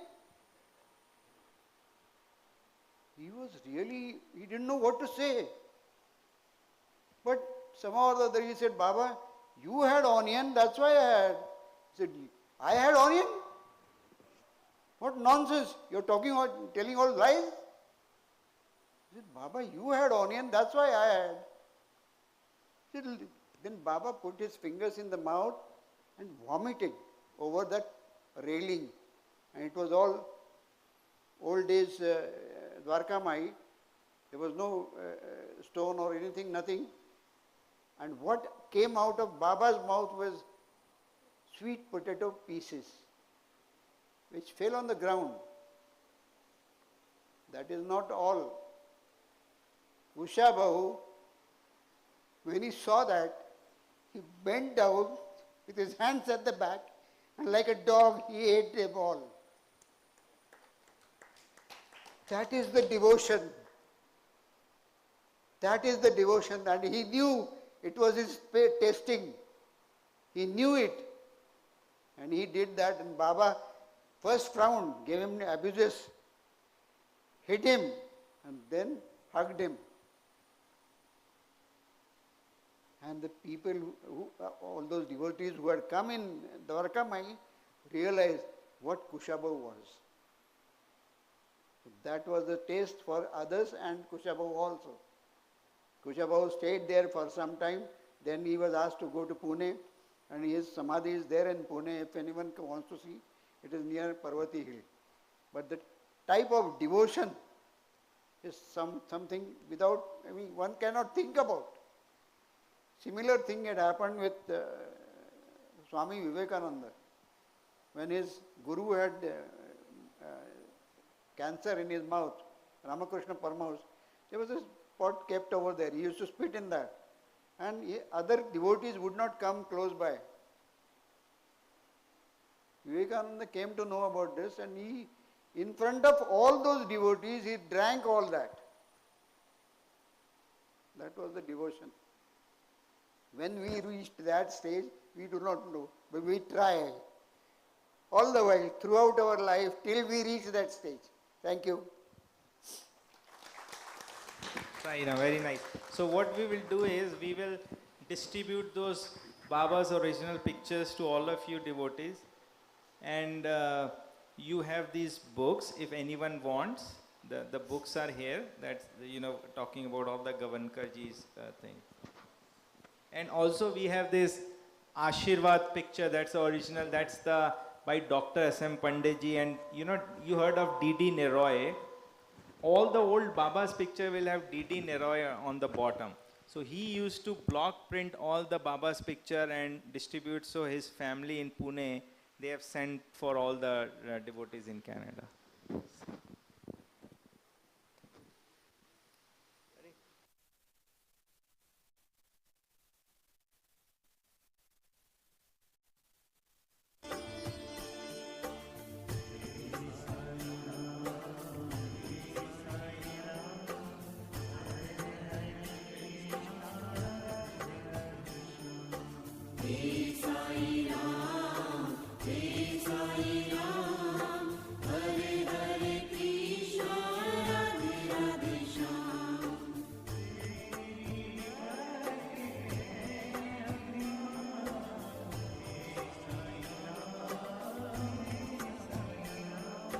Hey.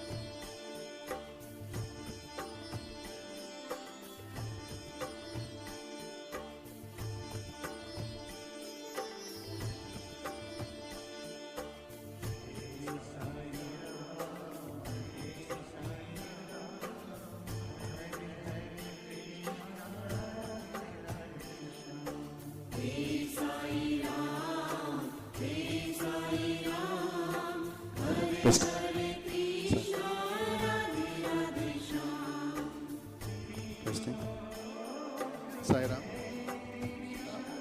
All participants who were registered for the event today, an update email will be sent out to everyone with the telegram and contact details. So that it may not be easily readable on screen right now, but it will be emailed to you in a couple of days after this event. You will have the contact details for WhatsApp and Telegram, and you can add it to you, subscribe to that.